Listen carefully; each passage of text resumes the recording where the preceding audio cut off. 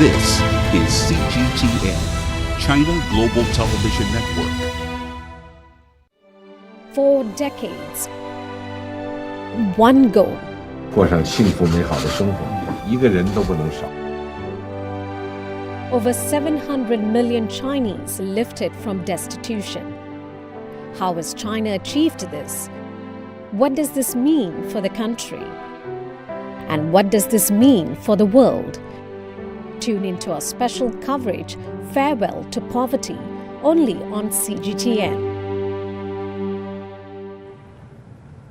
Hello there and welcome to our special coverage on CGTN of China's Poverty Alleviation Campaign. It's great to have you with us. I'm Jonathan Betts. Hello there, I'm Zoyun. Here in the Chinese capital, a ceremony will soon begin to honor those who have made a great impact on the country's battle against extreme poverty. Yeah, it has definitely been a major focus for China in recent years, with the goal to lift everyone out of deep poverty by this year. In December, Chinese President Xi Jinping declared victory. He, along with other senior leaders, will attend this event later today to hand out the awards. Exactly, and now let's take a look at some footage.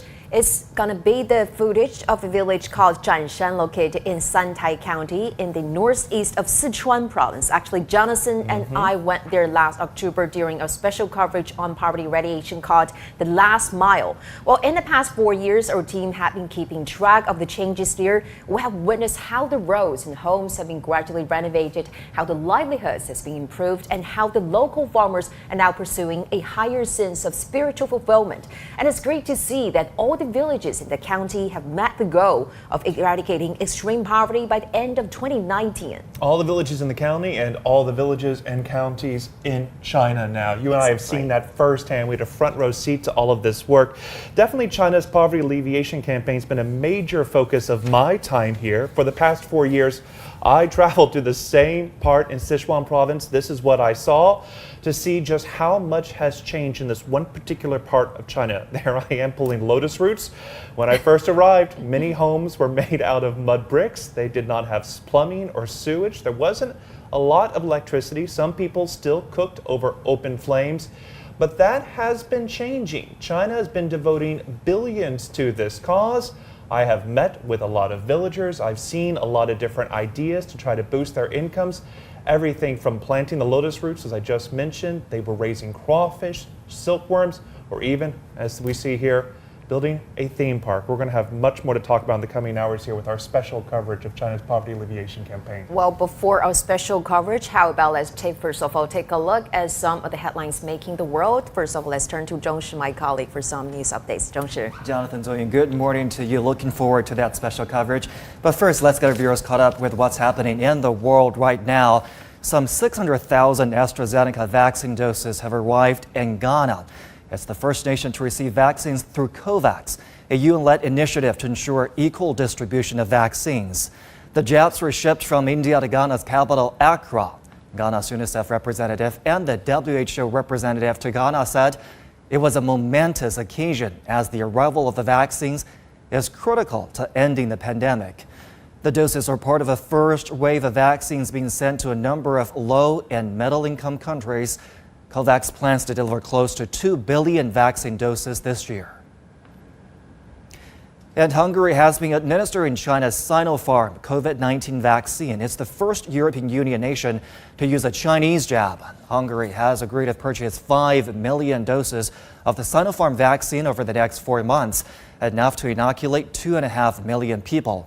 The Sinopharm jab brings the number of vaccines currently in use in Hungary to 5, including the Russian-developed Sputnik V, and that's more than in any other country in the EU. Myanmar's military-appointed foreign minister has been visiting Thailand as regional powers try to broker an end to weeks of unrest. The minister, Winaman Lun, held talks in Bangkok with his Thai and Indonesian counterparts. Indonesian Foreign Minister Retno Marsudi urged all sides involved in Myanmar's current crisis to steer clear of violence. It's the first time a senior member of the military's new leadership team is known to have met face-to-face with foreign governments.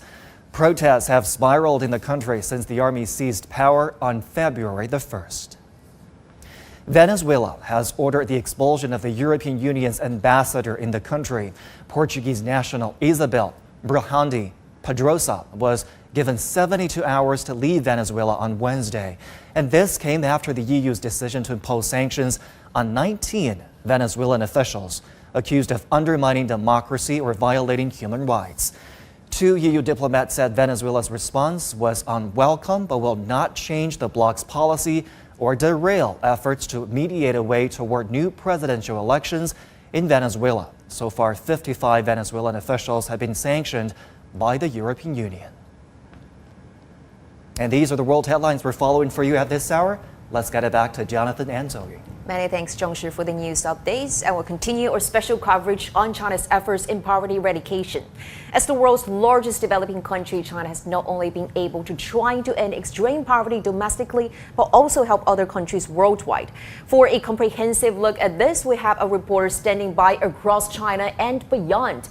They'll be coming to us live this morning from Beijing, Liangshan, Henan, Sichuan, and Guangdong. And outside China, a reporter is also standing by in Jakarta, Indonesia. We'll hear from Nairobi and Washington, D.C., and also discuss the developments with experts in related areas. So stay with us. A lot to cover, but let's focus on that ceremony to honor individuals and groups who have stood out in China's goal of ending extreme poverty. That is going to be soon underway. Let's go live to our reporter, Su Yuting, who's standing by for us at the Great Hall of the People in Beijing. Hi, Yuting. Give us a rundown of what we can expect. Jonathan, I'm now standing inside the Great Hall of the People, and the national conference to mark China's accomplishments in poverty eradication will soon start around 10:30. And you know that around 3,000 people from various backgrounds will just attend this conference, singing the national anthem together. And President Xi Jinping will present the awards and certificates to those national honorary title recipients for their contributions to this cause. And President Xi Jinping will also deliver the speech and express gratitude to those who have dedicated their lives in the battle against poverty. And poverty eradication has always been a major primary concern for President Xi Jinping. He has said many times that no single poor area or individual should be left behind. And President Xi Jinping has also first proposed the concept of targeted poverty alleviation in 2013. And in 2020, all of the country's nearly 100 million impoverished rural residents living below the poverty line has been shaken off extreme poverty after 8 years of efforts. And you know that it's also very significant for all the people here, because you know that the milestone not only laid a solid foundation for the establishment and accomplishments of this kind of efforts, and it's also outlined in the first centenary goal. The goal said that by the year of 2021, to celebrate China's Communist Party centenary, it's very significant to build a moderately prosperous society in all respects. This essentially means that the country will just making sure that China's development improves the lives of all its people, particularly for those who live below the poverty line. And despite this kind of success, China still faces lots of problems caused by inadequate and unbalanced development. So poverty eradication is just to mark the success. It's not the end goal, and people are still looking forward to what kind of measures China will take next. So we will just take a look at President Xi Jinping's speech very soon, and I will keep you updated on that. Back to you, Jonathan. Indeed, we'll be broadcasting all of that live in the coming hours. Thank you so much, Su Yuting, live for us at the Great Hall of the People in Beijing. In fact, China has scored a major victory in fighting poverty when it achieved the United Nations development goal of poverty eradication 10 years ahead of the 2030 deadline. In over 40 years of reform and opening up, 770 million people have been lifted out of destitution, thus contributed to more than 70% of the world's poverty reduction goal. China's poverty eradication efforts from 2012 to 2020 improved the lives of nearly 100 million Chinese in impoverished rural areas. Within that period, 832 counties shook off poverty.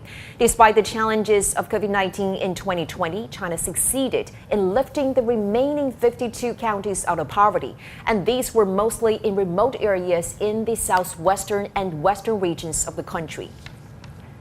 Well, for more analysis, we're now joined in the studio by two gentlemen, Professor Zhang Gong of University of International Business and Economics, and also Dr. Chu, advisor to International Poverty Reduction Center in China. Also joining us via Skype is Zhegang Chen, Chair Professor and Director with Zhejiang University IFPRI Center. Good to have you all with us today. So Professor Chen, let's start with you and let's start with the criticism. There's been some doubt on China's poverty alleviation campaign, concerns over the numbers and the transparency. How justified is this skepticism? Hi, Jonathan. It's good to see you here. My pleasure to be here.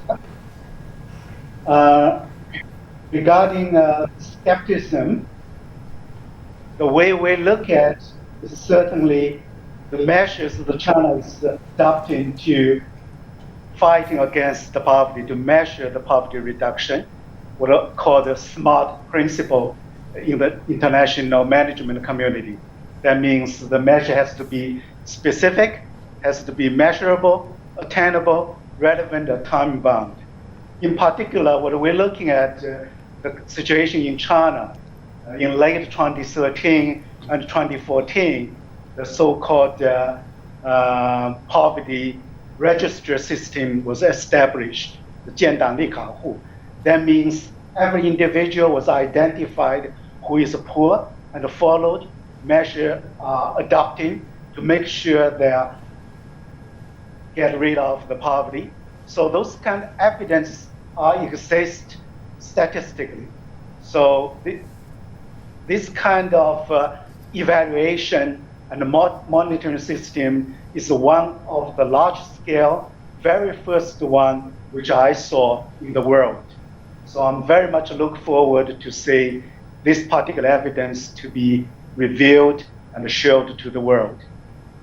Well, thank you so much, Dr. Chen. And now let's talk to the guest here in the studio. Let's ask Dr. Chu, because we know in the past over 8 years, China has been able to help over 100 million people to be lifted out of poverty. That's indeed very remarkable figures out there. And many people are wondering that how did the government, of course, authorities of different levels to make this go happen and also to make sure that those people are fully being shaken out of poverty.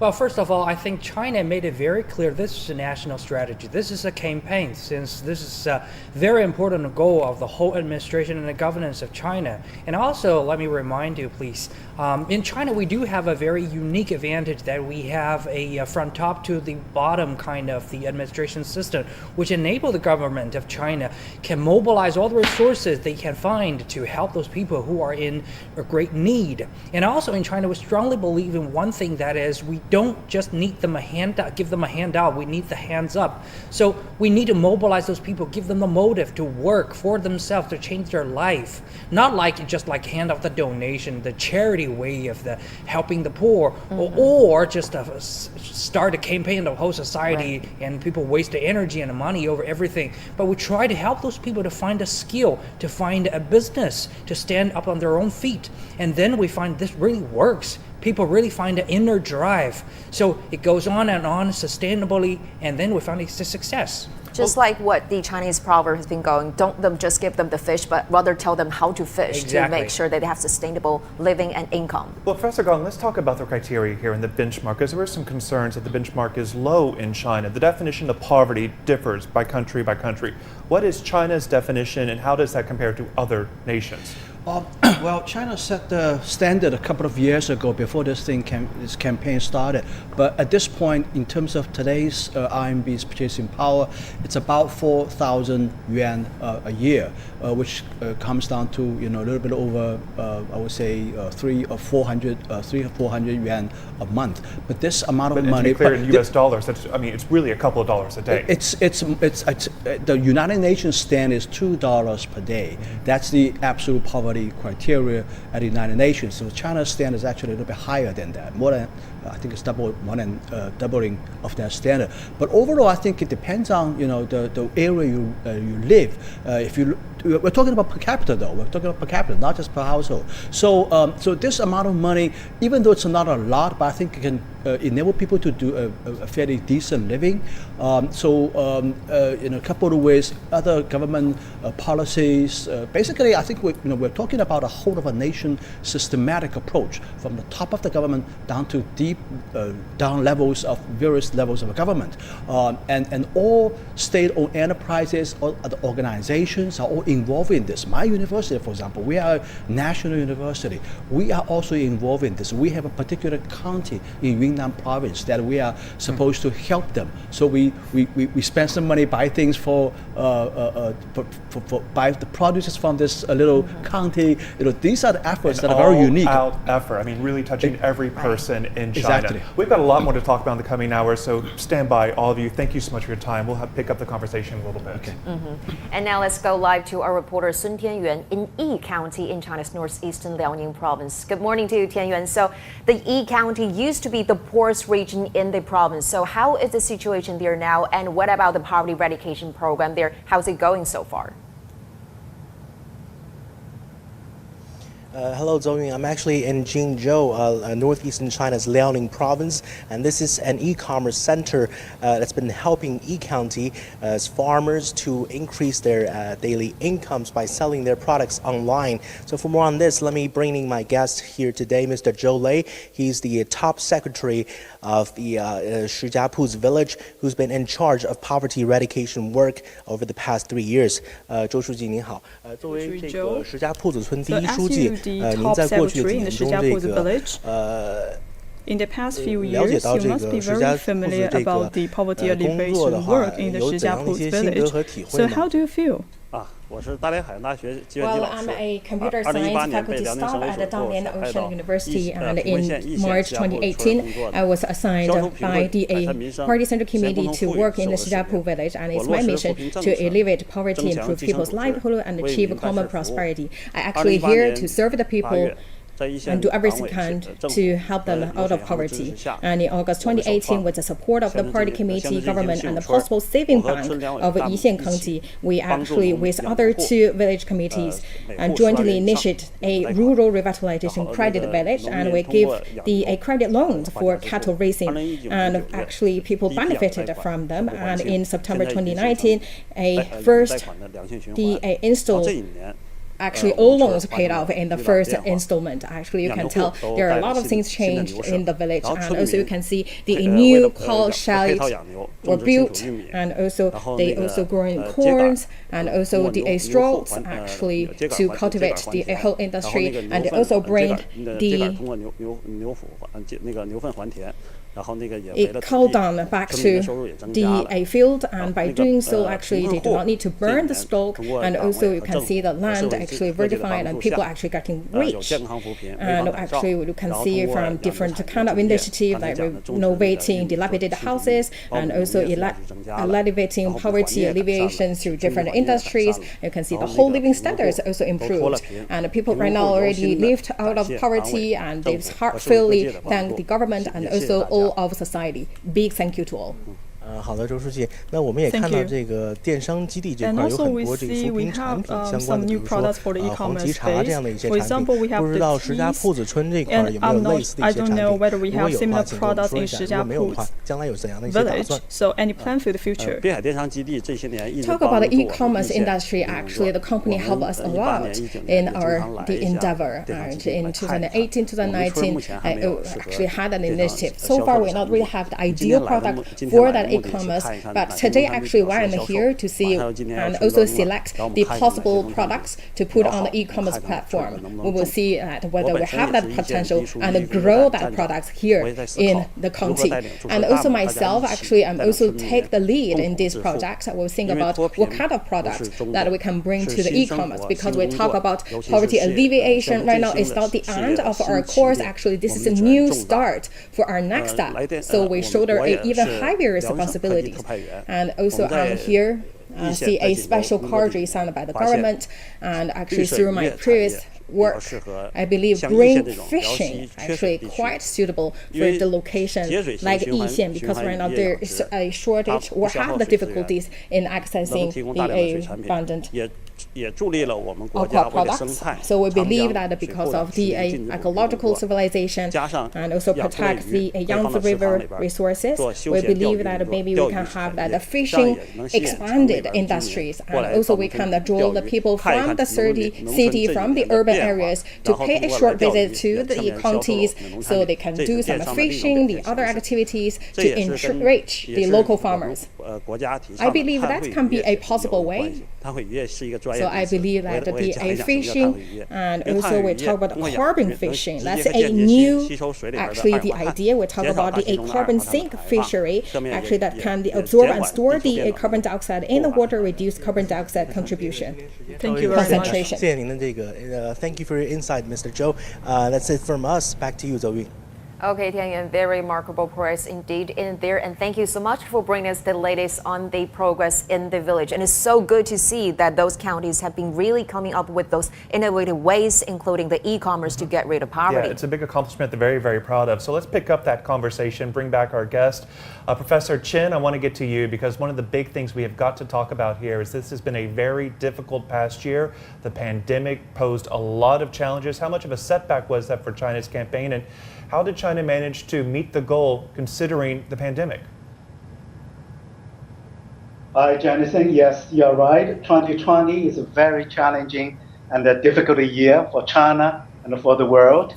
And luckily, China did many things right in coping with COVID-19, and in particular, under the COVID-19 and most affected population segment is actually the migrant worker.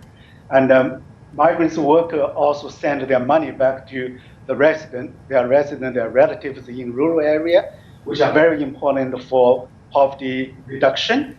And in the early day, people was predicted that this large amount of employment opportunity will be reduced. Some number goes as much as 30 million reduction in the number of the employment for the migrant workers. So this means 10% of decrease. But China certainly did many things right in the sense that in the end of 2020, what we found out, instead of decreasing of the employment opportunity, and there's actually 3 million more employment opportunities. So this kind of recovery in economy and certainly made it easier to achieve the targeting of poverty reductions. Indeed, yeah. China seemed to recover from the pandemic very quickly. The only major economy to see growth last year, frankly. And another thing to consider here is that a lot of local governments have been trying different approaches to boost incomes and jobs. And I visited one small town in Sichuan province that made a major change with one big project. Liu Shuyang says everything in her life changed 3 years ago. She suddenly got a new house, a new neighborhood, and a new job. We used to be poor, now we have become rich. She has running water for the first time and a car. The reason? She points across the street to a $20 million amusement park built by a private company with support from the government. With this construction, the people's transportation and living conditions, including water, electricity, and gas supply, have been greatly improved. Before, most people here in Galpong village lived off the land. But water was scarce and farming tough. The site, however, sits near a new highway and a short drive from a major city. So town leaders turned to tourism, hoping it would pull them out of poverty. Officials say the park is profitable, attracting 800,000 people a year, although that's a number certainly hit hard by the pandemic. On our visit, many rides sat quiet, but officials insist tourism is rebounding, and they've invested in new attractions like a petting zoo. Jin Wei has brought his kids here 4 times. We used to stay at home, just hang out with friends to talk. It wasn't as colorful as what we have now. Liu's old home was one of several bulldozed to make way for the theme park. As compensation, the government gave her this new 4-bedroom house for free and a job at the park, which she says doubled what she earned as a farmer. She and her husband now earn about $12,000 a year, far above China's poverty line. We can have more fun and the living conditions are better. And now we have already bought the things that we couldn't have imagined to buy before. So a good example of the different approaches China is taking, some of them unconventional, some very conventional. Let's bring in our studio guest to talk about this. So Dr. Shu, I want to ask you your thoughts on this. When you look at all the different approaches that China is taking, there has been some, interesting feedback about what works and what doesn't work. What do you think of it?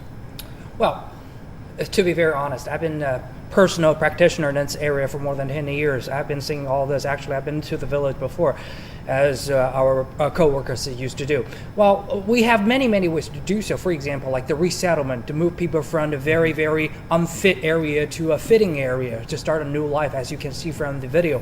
And also like the targeted poverty alleviation, the two-wheel drive model, internet-based poverty alleviation. We use all of them. It's like a package, integrated policy framework. And we just to see whether this work fit them or this tool fit them, we just try to pick up a combo to help them.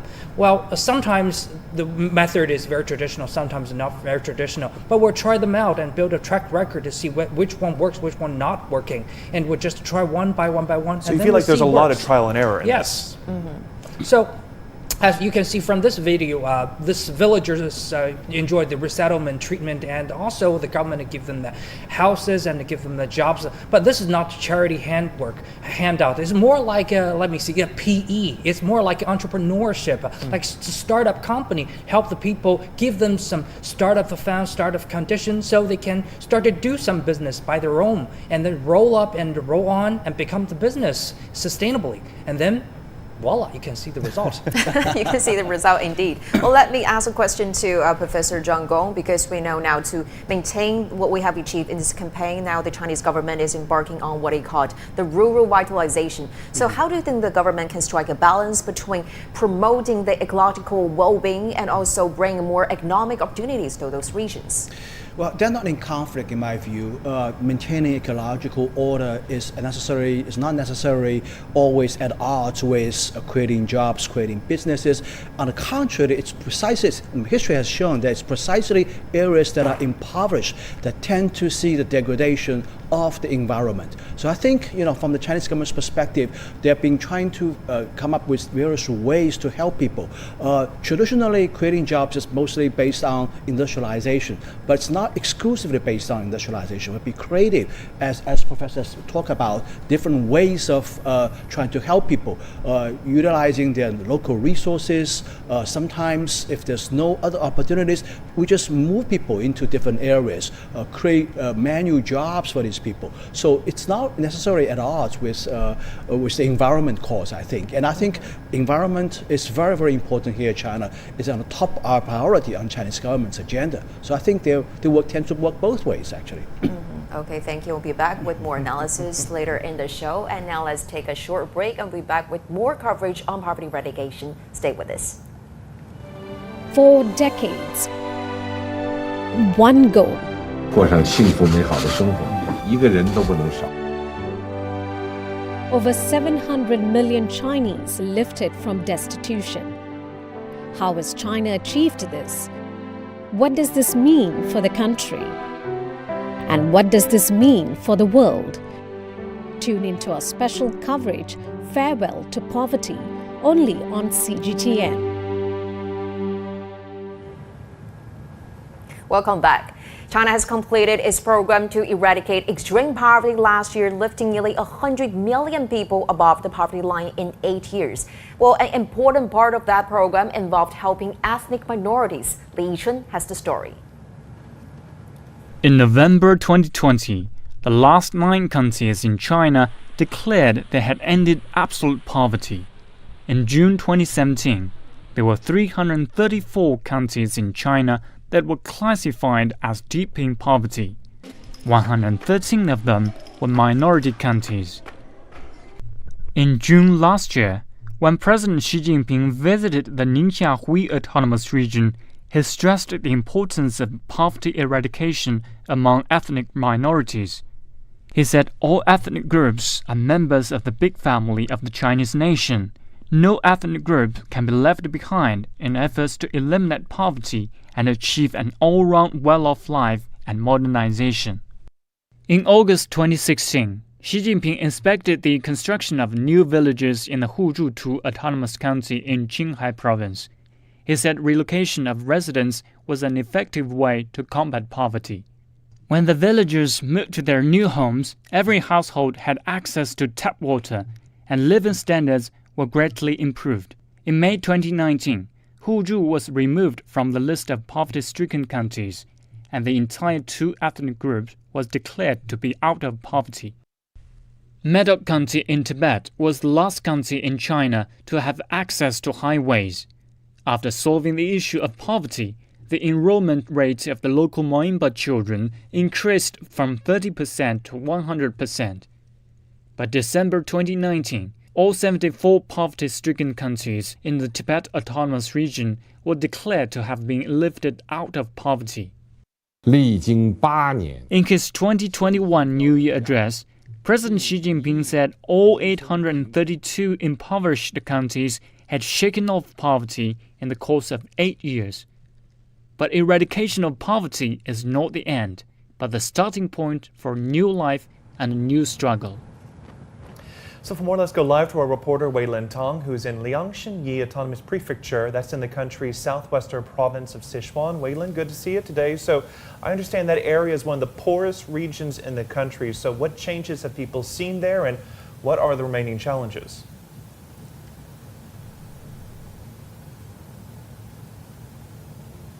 Good morning to you, Jonathan. Well, Liangshan is a beautiful place, I have to say, but it's also one of the least developed regions in the country. Officials have cited this place as one of the main battlegrounds in China's poverty fight. Many Yi people, the Yi ethnic group, they live here. They've got a different language, different culture and traditions. Now, I myself have had the pleasure of visiting Liangshan a couple of times in the last few years. In fact, I was at this specific relocation spot 2 years ago when these new homes were just construction of these new homes were just about to be completed. But to better understand the changes that this village has seen in the last few years, I would like to bring in my guest for today, Wang Liangping, who is the deputy head of Zhaozhui County, the county managing this village.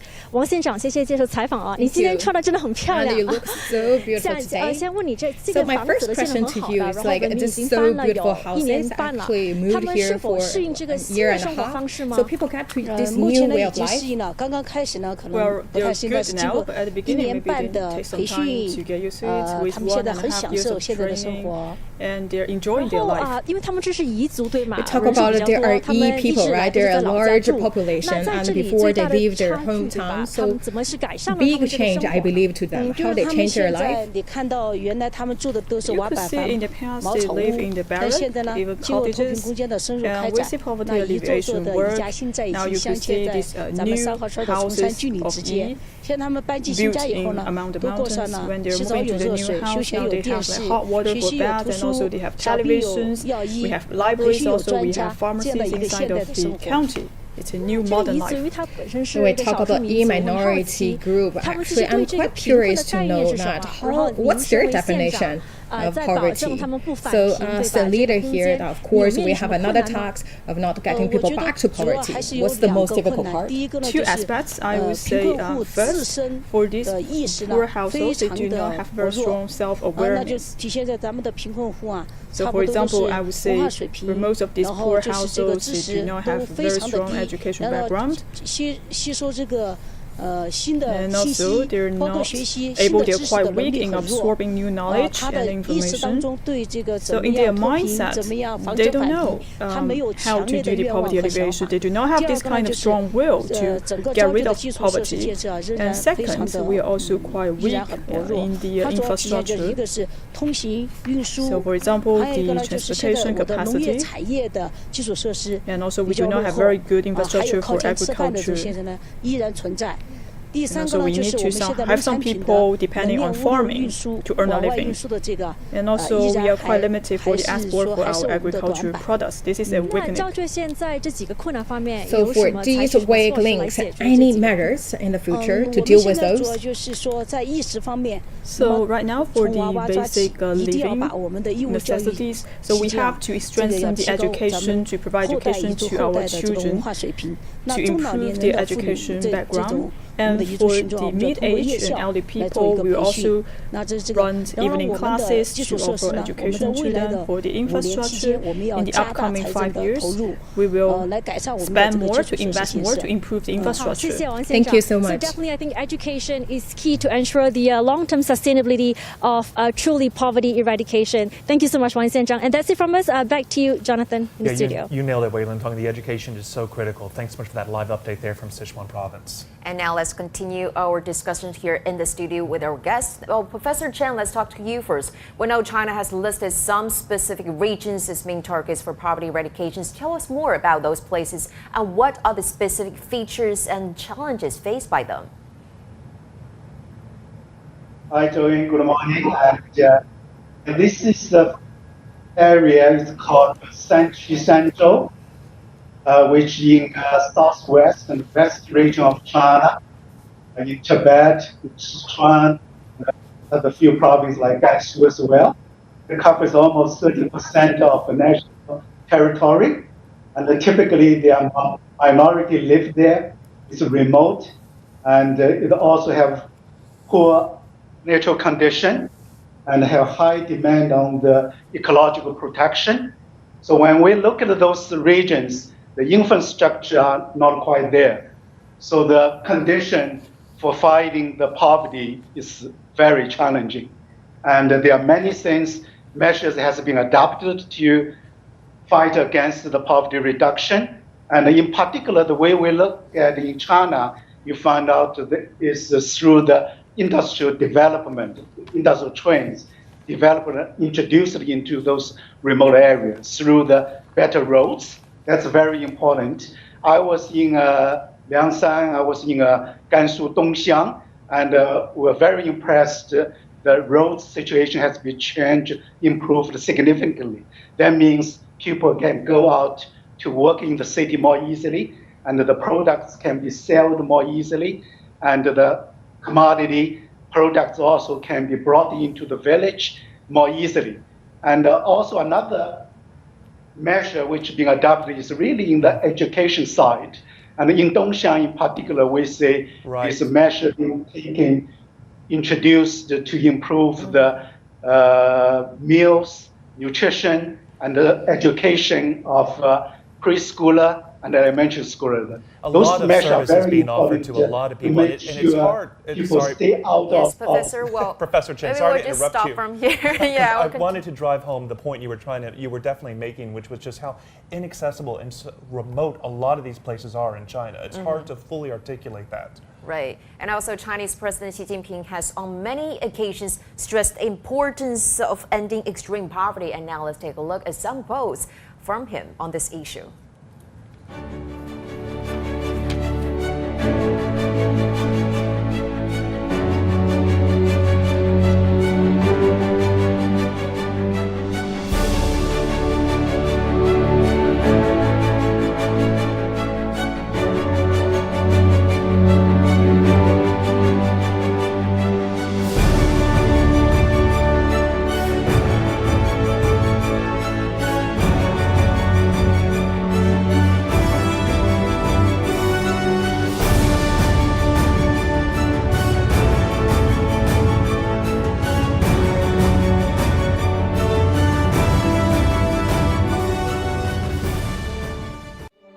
For decades, one goal.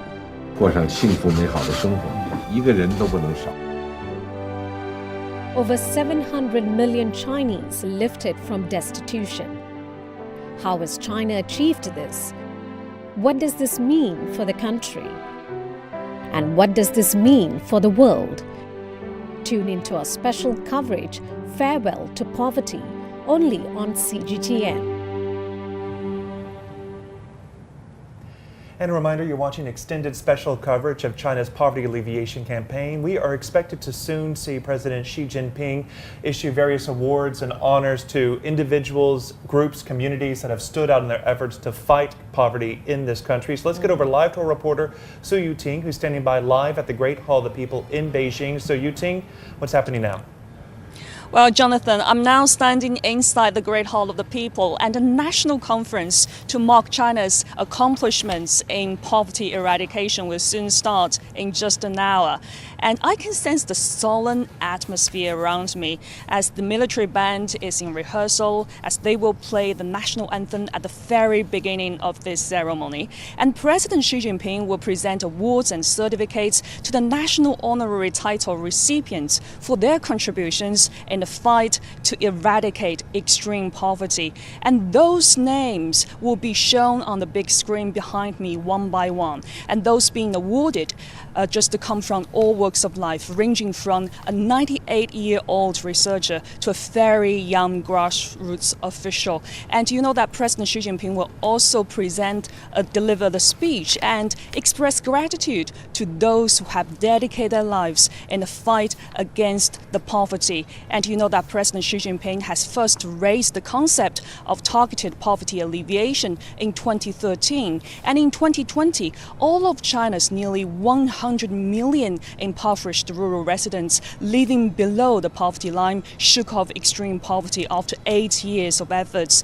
And China's efforts have also made the country accomplish the goal set by the United Nations 2030 Agenda for Sustainable Development. That's full 10 years ahead of schedule. And China's experiences and wisdom has been shared with many other countries as well, especially at present. You know that the COVID-19 pandemic and the global economic recession and also the threat of famine is on rise across the globe and create lots of humanitarian disasters around the world. So right at this moment, China's determination and its willingness to lift lots of people out of poverty just can inspire other policymakers around the world as well. Back to you, Jonathan. It is quite an effort. Okay, Su Yuting live for us at the Great Hall of the People. Thank you. Thank you. And also now let's go back to our guest here in the studio. Well, Dr. Chu, we know that the achievements made by China on poverty eradication is not only significant here in China, but also worldwide. So very briefly, can you share with us about the role that China has played in poverty eradication? What does it mean to maybe Asian countries here and also other parts of the world? Well, probably you have to, I think you have to understand this contribution is really huge. I try to stay humble, but I can't to be, as excited as I'm right now. I think I deserve to be in a great hall. I've been in this area for more than 10 years. I think I deserve the honor to serve tea to those real, true heroes who made the real contributions. I really want to meet them, like I used to work with them for the past of the years. China has been the one to be the first country to complete the MDG target, Millennium Development Goal. And it, as a whole country, a single country, contributed to more than 30% of the poverty reduction of the whole world directly. And indirectly, especially in the SDG period of time, Sustainable Development Goal period of time of the United Nations. China directly and indirectly together helped the whole world with more than 50% of the poverty reduction, not only within China, but also outside China. China has been sending the technicians of the agriculture production area to Africa, to ASEAN countries, to Latin America, to give the farmers technologies to help them with the feed, fertilizers, and etc. And also we build all kinds of technology centers to help those people to learn education and with the technology things to work with. So I think China really did some great job. But I think we also learn a lot of things with our counterparts all over the world. I think it's a win-win. Yeah, Professor Gong, China has been trying to export some of these lessons, but we all know what works in China may not work elsewhere and vice versa. So how transferable really is this knowledge? Well, I think in terms of poverty alleviation, in terms of providing, well, let me first say poverty alleviation is not just about helping people to establish a living, but also in terms of providing infrastructure, the soft side of infrastructure, in terms of the roads, the transportation, the healthcare, education.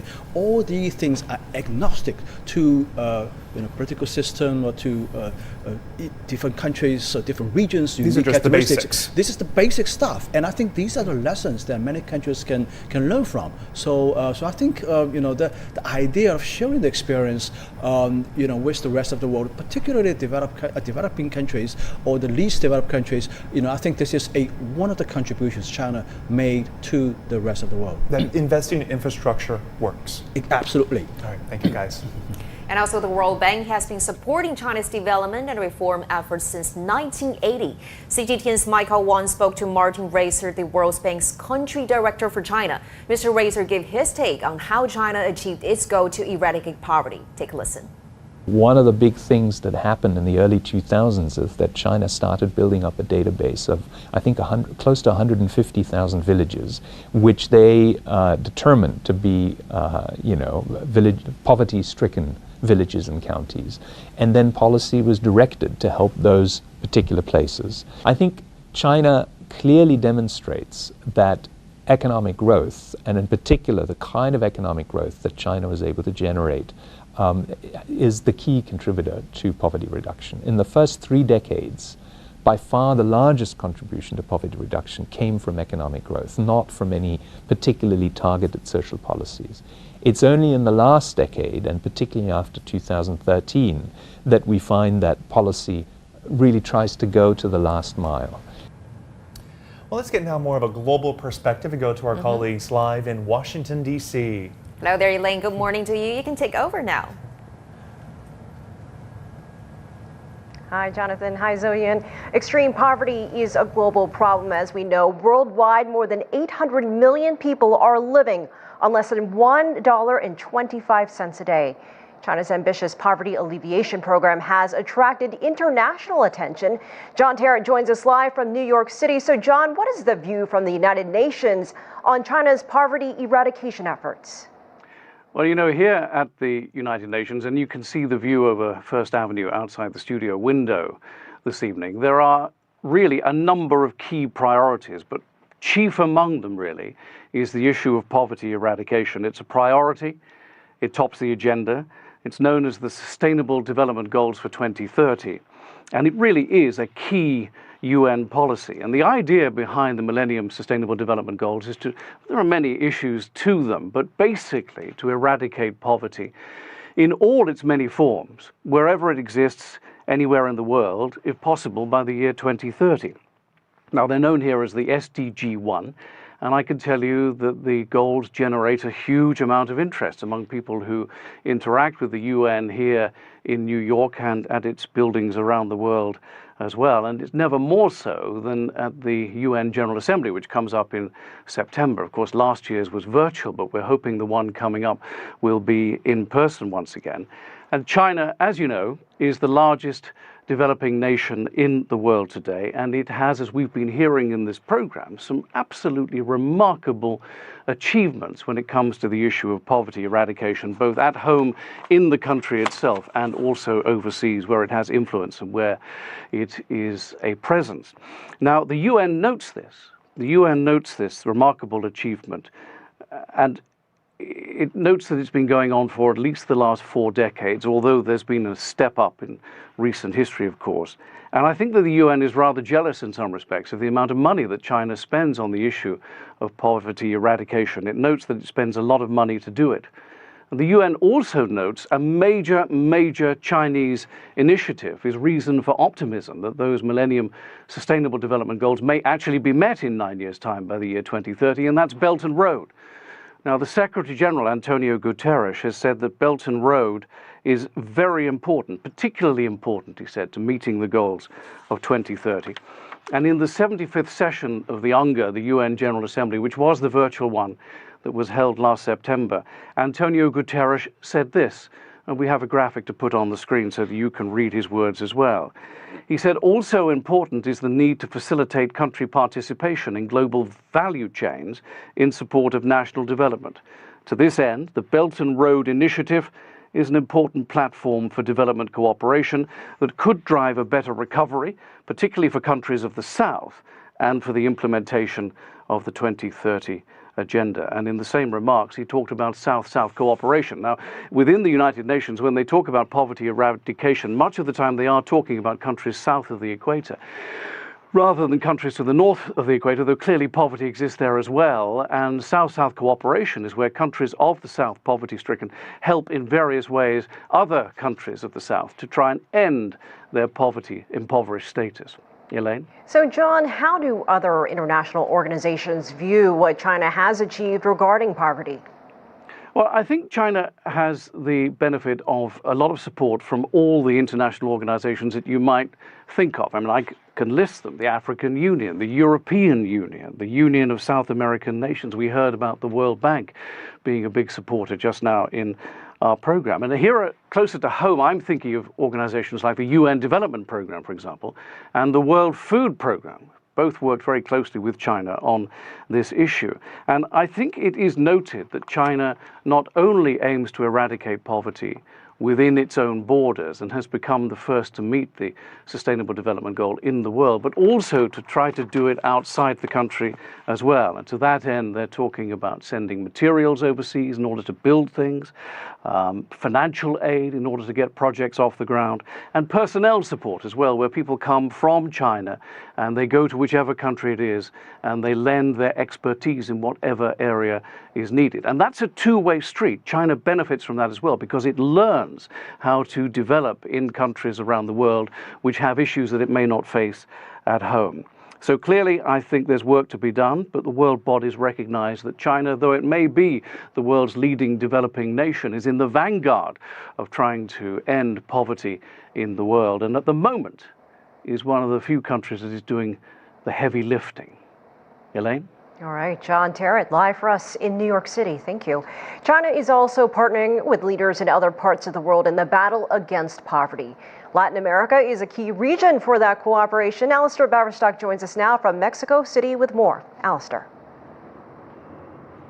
Well, obviously one of the big things when it comes to helping Latin America and what China can offer is China's experience. China's done such a stellar job over the past few years, over the past few decades when it comes to poverty alleviation within its own domestic borders, that it has a great deal of experience to offer Latin America.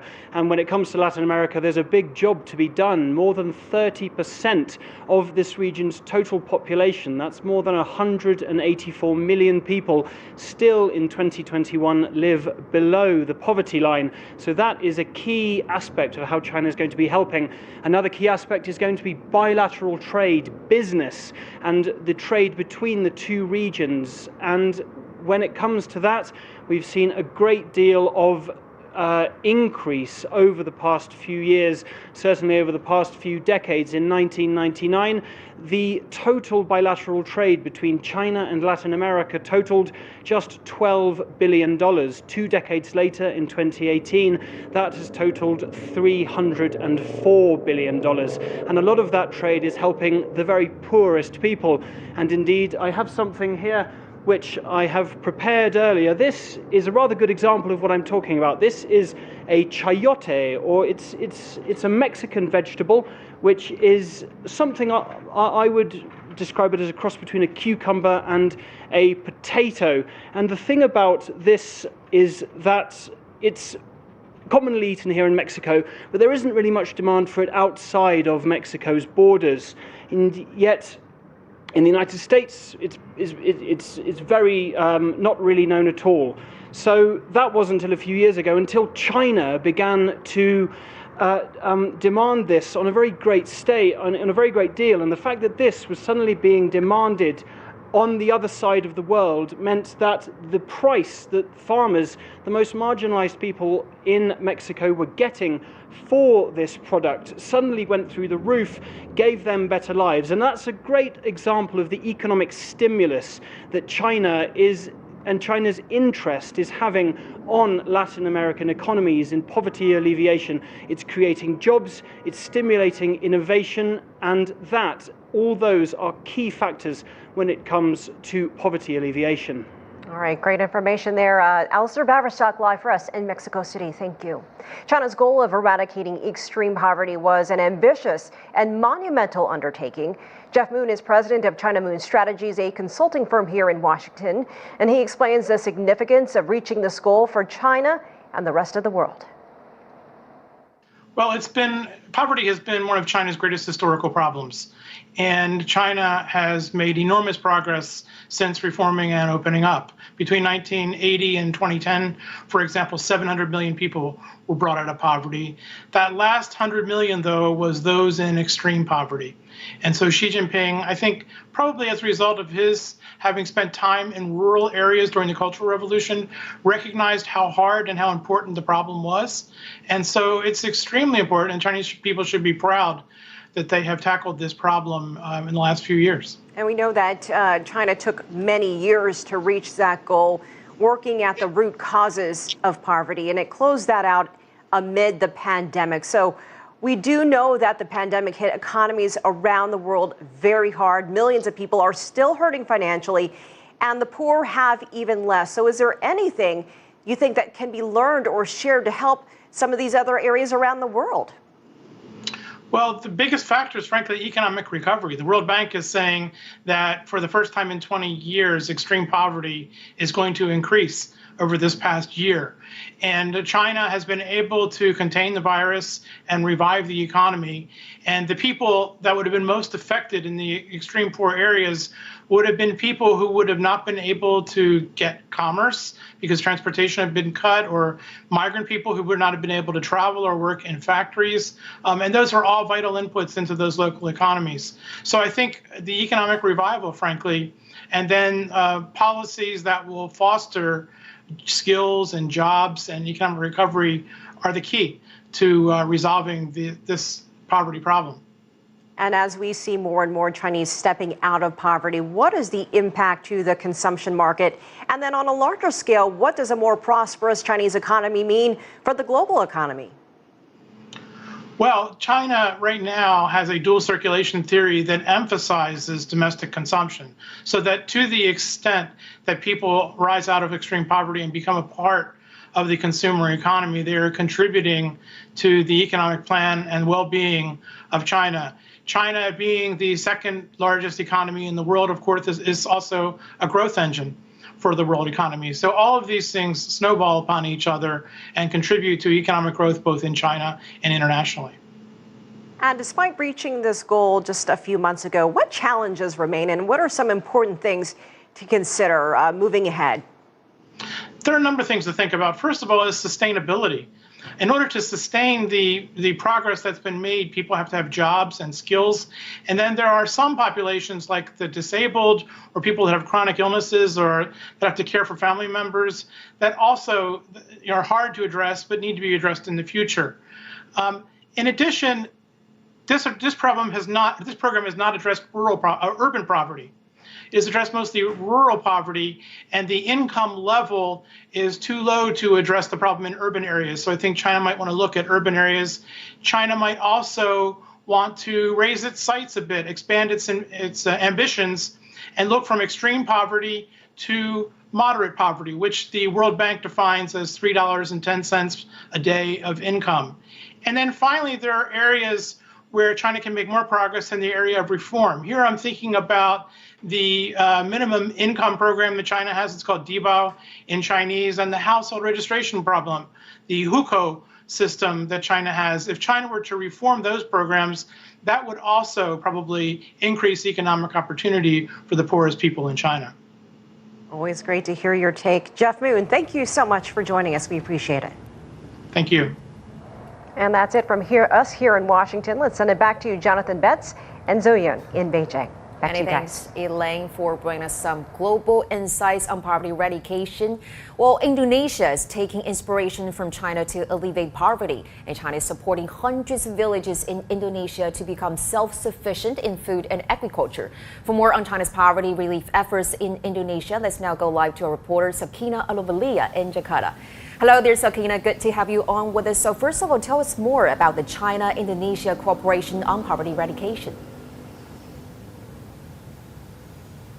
Yeah, it's been a long battle for Indonesia with poverty, and even though the country has grown exponentially in the past decades, we can see that poverty and inequality still remains one of the biggest issues. Indonesia has been prioritizing infrastructure growth to reduce the poverty rate and to create more jobs for people here. And this is where China's contributions come in handy. China and Indonesia's cooperation began years ago with projects under the Belt and Road Initiative. Those projects have always largely focused on eradicating slum areas across Indonesia, and specifically in Jakarta. Today, we're actually seeing less slum areas across the city thanks to China's contribution.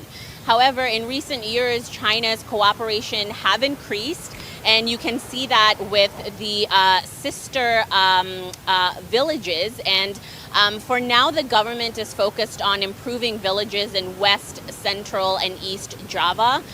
This is a huge cooperation because these villages will bring in even more investors from China. We know that the country is looking to invest in Indonesia's farming industry. They aim to make these villages self-sufficient, which means that more job opportunities will open up for the locals, more infrastructure growth, a lot of technological improvements, and that is certainly in line with President Joko Widodo's vision to create a more sustainable Indonesia. And if we look at the ASEAN region, it will also be extremely beneficial for them. We know that the COVID-19 pandemic did affect poverty rate in Indonesia. The government say it has been a major setback because they couldn't control the amount of people that lost their jobs during this past year. It's been very challenging for Southeast Asian countries as well. We're seeing many countries now are facing two challenges at one time, working to eradicate poverty and dealing with the pandemic. And that's very challenging. So China's contribution, once again, will help those countries a lot. And if we look at the ASEAN region before the COVID-19 pandemic hit, the poverty rate have already fallen massively since the 1990s. So the region is looking to resolve this poverty issue by 2030. And of course, it might be hard to do it alone, but with China's support, it's certainly doable. Okay, that was reporter Sakina Aluvalia reporting live from Jakarta. Many thanks for introducing to us about the international efforts being conducted between China and other countries like Indonesia on poverty eradication. A global issue. You are watching extended coverage on CGTN of China's poverty eradication campaign. More after this short break. For decades, one goal. 过上幸福美好的生活，一个人都不能少。 Over 700 million Chinese lifted from destitution. How has China achieved this? What does this mean for the country? And what does this mean for the world? Tune into our special coverage, Farewell to Poverty, only on CGTN. Welcome back. And before we continue with special coverage on poverty eradication, let's first of all turn to my colleague Dr Shu again for some news updates. Let me just say, I love the fact we played the footage if you're working in a village. Can never get enough of Jonathan digging for lotus roots in the field. It was a moment in my life, for sure. With impeccably combed and styled hair. Incredible pictures, guys. Thank you. Now let's go beyond China and get you caught up with what's making headlines in other parts of the world. U.S. Secretary of State Antony Blinken says Washington will seek election to the UN Human Rights Council later this year. He made the announcement in a recorded video to the council, and this marks the Biden administration's latest efforts to return to multilateral engagement. I'm pleased to announce the United States will seek election to the Human Rights Council for the 2022 to 2024 term. We humbly ask for the support of all UN member states in our bid to return to a seat in this body. Bolivia has received a shipment of 500,000 COVID-19 vaccines from China. 400,000 of the Sinopharm doses were purchased by the government and 100,000 were donated by China. Meanwhile, Namibia President Hage Geingob on Wednesday lauded China and other countries that have extended help with vaccine donations. And China recently announced a donation of 100,000 vaccines to the country. Venezuela has ordered the expulsion of the European Union's ambassador in the country. Portuguese national Isabel Ambrihanti Pedrosa was given 72 hours to leave Venezuela on Wednesday. And this came after the EU's decision to impose sanctions on 19 Venezuelan officials accused of undermining democracy or violating human rights. 2 EU diplomats said Venezuela's response was unwelcome, but will not change the bloc's policy or derail efforts to mediate a way toward new presidential elections in Venezuela. So far, 55 Venezuelan officials have been sanctioned by the European Union. And more than 70 inmates were killed on Tuesday in what are said to be the worst prison riots Ecuador has ever seen. Let's get this report from CGTN's Dan Collins. Authorities in Ecuador say the violence between rival drug gangs broke out in coordinated mutinies in 3 large prisons. It was not until the afternoon of Tuesday that the authorities, with the help of 800 police officers, regained control. Inmates recorded graphic videos showing dead and mutilated bodies, which were shared on social media. Outside the 3 overcrowded jails, family members were desperate for news of their relatives. Soldiers stood guard outside the prisons and more arrived to restore order. Ecuador's president declared the prison system in a temporary state of emergency. The news has shocked Ecuador, a country not used to such levels of violent crime. Analysts say the latest bloodbath shows the level to which organized crime has penetrated the country. The head of Ecuador's prison system said many of the victims were not gang members, but had simply become caught up in the violence. Dan Collins, CGTN, Lima. Over 23 metric tons of cocaine have been seized by Germany and Belgium in 2 raids, making it a record drug haul in Europe.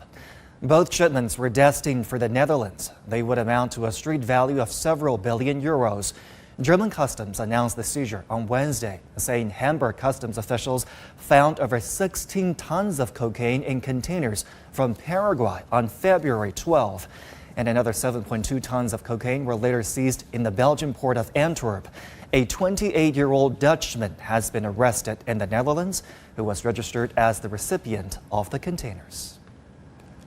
And that does it for me, Zhongshi. I'll be back with Global Watch later today. Now our truly extended coverage of China's anti-poverty campaign continues. A big campaign, big coverage. It's good to see you, Zhongshi. Appreciate that. Well, we're going to continue our special coverage on China's poverty eradication campaign because the country's been working with other developing countries to help improve lives. So here is our colleague Mahia Mutua in Nairobi for more on the work in Africa.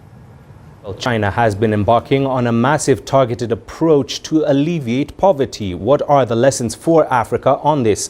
Let's bring in Edwin Ikuoria, the Executive Director for Africa at One Campaign. He joins us via Zoom from Abuja. Edwin, what is your take on the methods that China is using to eradicate extreme poverty? I think it's a major lesson for the whole world to learn that it is possible to bring out up to 700 million people out of poverty within a generation. And that is so phenomenal that the whole world is actually amazed at China's progress. And of course, there are several ways they did this that is very, very important for us to learn from. The first is that they started by improving the productivity of the agricultural-based economy, so that when small-scale farmers who are involved in agriculture are able to increase their productivity and earnings, that itself leads, it transforms, it increases their earning power, and that in turn, begin to transform how they migrate from agriculture into industry and then into services that we currently see today. China also did played a major part in terms of building the right institutions. First of all, it is more important to see that without strong institutions, there is no way China would have achieved what it has achieved so far in bringing this huge number of people out of poverty. So capable governance from the local to the highest level, that is a major lesson that we all should be learning from in terms of how China has done this. But again, innovation is a big part of this. Productivity will not work if there is no innovation. Innovation and learning from what you call global best practices. China was very good at absorbing knowledge to the point where it can transform its own domestic systems to increase productivity, to increase capacity, and then be able to replicate that within themselves. Those are key issues that I think China has developed that it really calls for a lot of learning, from other parts of the world. What are the challenges that you see African nations facing in their attempts to effectively alleviate poverty? There are many of them, honestly, I can tell you. There are many of them. The first one is that, China, even though it's huge with a lot of population, is generally culturally homogeneous. But in Africa, Africa is not one country. Africa is 55 African countries. And so there's a lot of diversity, smaller units that are independent. So that is number one. So it is, first of all, it's about how do we integrate Africa to be functioning as a unit, as a whole, which is not the case with China. So it's a bit different. So a lot of years of transformation happened there. So the diversity is supposed to be a boom. It's supposed to be an advantage, but it's also a major problem. That itself leads to other things like insecurity. You can see very well the several wars or domestic civil war that are happening within Africa right now, which is not exactly the case in China. So if the institutions fail, it leads to other problems, and that itself leads to, when there's insecurity and fighting and wars, there's no way development or progress can happen. Another part of this, again, is financing. Africa has not been able to demonstrate, the capacity to mobilize domestic resources, right? The domestic resources we have is still so small compared to the need on the continent. And so we are hugely in debt. And China is also part of those giving African countries the monies or the loans that we are getting. But the question is that how can Africa come out of their huge debt, making it difficult to have enough money to take care of the social sectors? China, for instance, expanded its social welfare program, but Africa cannot really do that because the money doesn't just exist. So those are some structural challenges that we have. So transformation of these structural challenges itself, how do we lower, bring down the barriers for Africa financing? That itself will be some of the things that are, currently challenging Africa's growth. All right, thank you very much for speaking to me. Edwin Ikworia, the Executive Director for Africa at One Campaign, talking to us live there from Abuja. Moving on, China has also been making contributions in Africa in attempts to help alleviate extreme poverty. In Uganda, for instance, farmers have been pinning their hopes on a Chinese initiative to turn their cereals into snacks, even after COVID-19 brought production to a standstill, leaving many farmers stranded with excess stock. Isabel Nakiria now reports. Pascali Sechiyomo is digging up what was supposed to be a fortune from his maize fields. He grows maize on a 20-acre piece of land in Kapeka, about 50 kilometers out of Kampala. Pascali expects to harvest about 30 tons of corn this season. He says he's assured of a market for his maize at a new $200 million Chinese industrial park nearby. I sell all my harvest that I get from my garden to the Chinese. There's nowhere else that I can sell it. And they pay me the money on time, which helps me pay my workers and also send some back to my family in the village. With an initial investment of $1,500, Pascali says he's already broken even, less than 2 years since he started farming. Several Ugandan farmers in this area are benefiting from the Chinese factories here, selling tons of maize as raw material to be processed into snacks. Gaga Foods is one of the Chinese industries to set up at this industrial park. The factory buys over 80% of raw material like rice and maize from local farmers and also employs about 100 local workforce. Africa is a very big continental for special good at the agriculture. You can see the weather and the soil is very fit for all kinds of plantation here. So we try to use this kind of material and help the farmers develop themselves also. Isabel Nakiria, CGTN Luwero, Uganda. Well, one of the reporters who has covered this cooperation to effectively alleviate poverty is CGTN's Daniel Arap Moi. He joins us live now from our newsroom here in Nairobi. Daniel, the approach of poverty alleviation in Africa has mostly taken the form of massive projects that most countries could not afford on their own. How has cooperation with China helped such nations? Well, thank you very much. Now, the cooperation between China and Africa through China's policy that we call win-win situation is something that African countries must actually recommend, or must be recommended or recognized by majority of the African countries. Because if you look at a majority of countries across Africa, many of these countries for so many years have not been able to collect enough taxes to finance huge development projects in a bid to alleviate poverty in their particular or respective countries.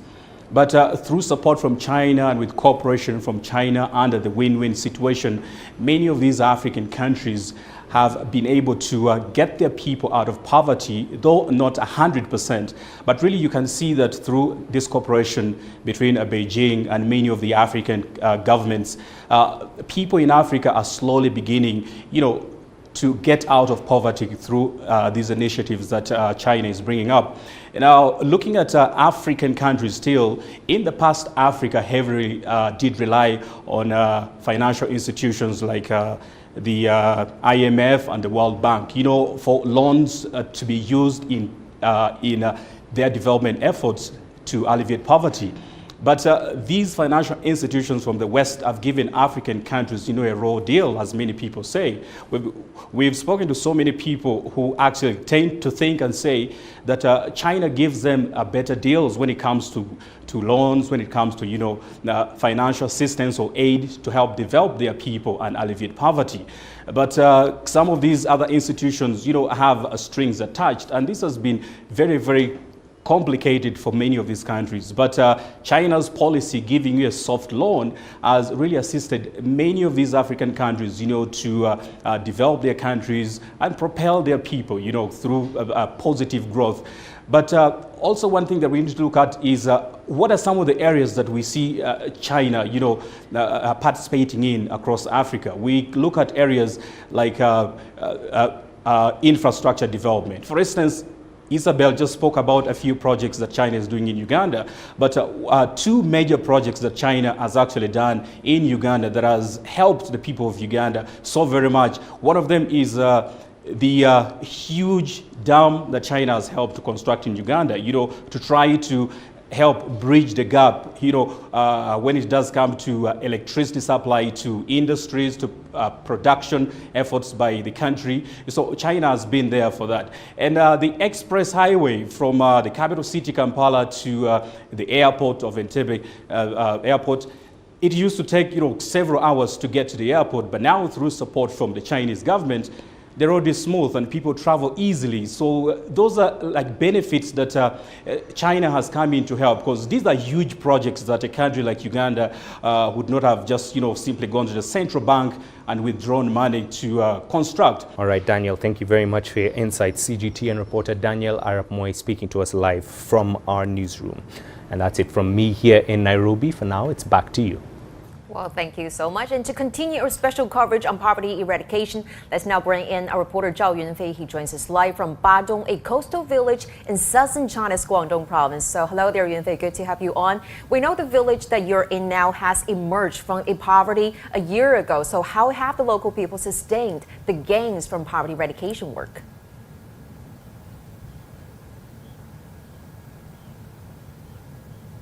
Hey there, Zoyun and Jonathan. I'm in Badong village in Zhanjiang city. As you mentioned, that this is a coastal village, so it's quite close to sea and in southern China. Now, due to the salted land, this is not a perfect place for agriculture, but local people have taken the advantage of the seafood products. For example, this dry fish in my hand is one of the major sources for the village's income. Now, when we talk about Badong village, we're talking about a block. There are 18 villages combined nearby. Now, the location where I'm at is actually a base designated for poverty eradication, serving the 18 villages nearby. A lot of projects are going on. Now, let me bring in my guest today, Mr. Luo Daqiang. He is the sitting village secretary.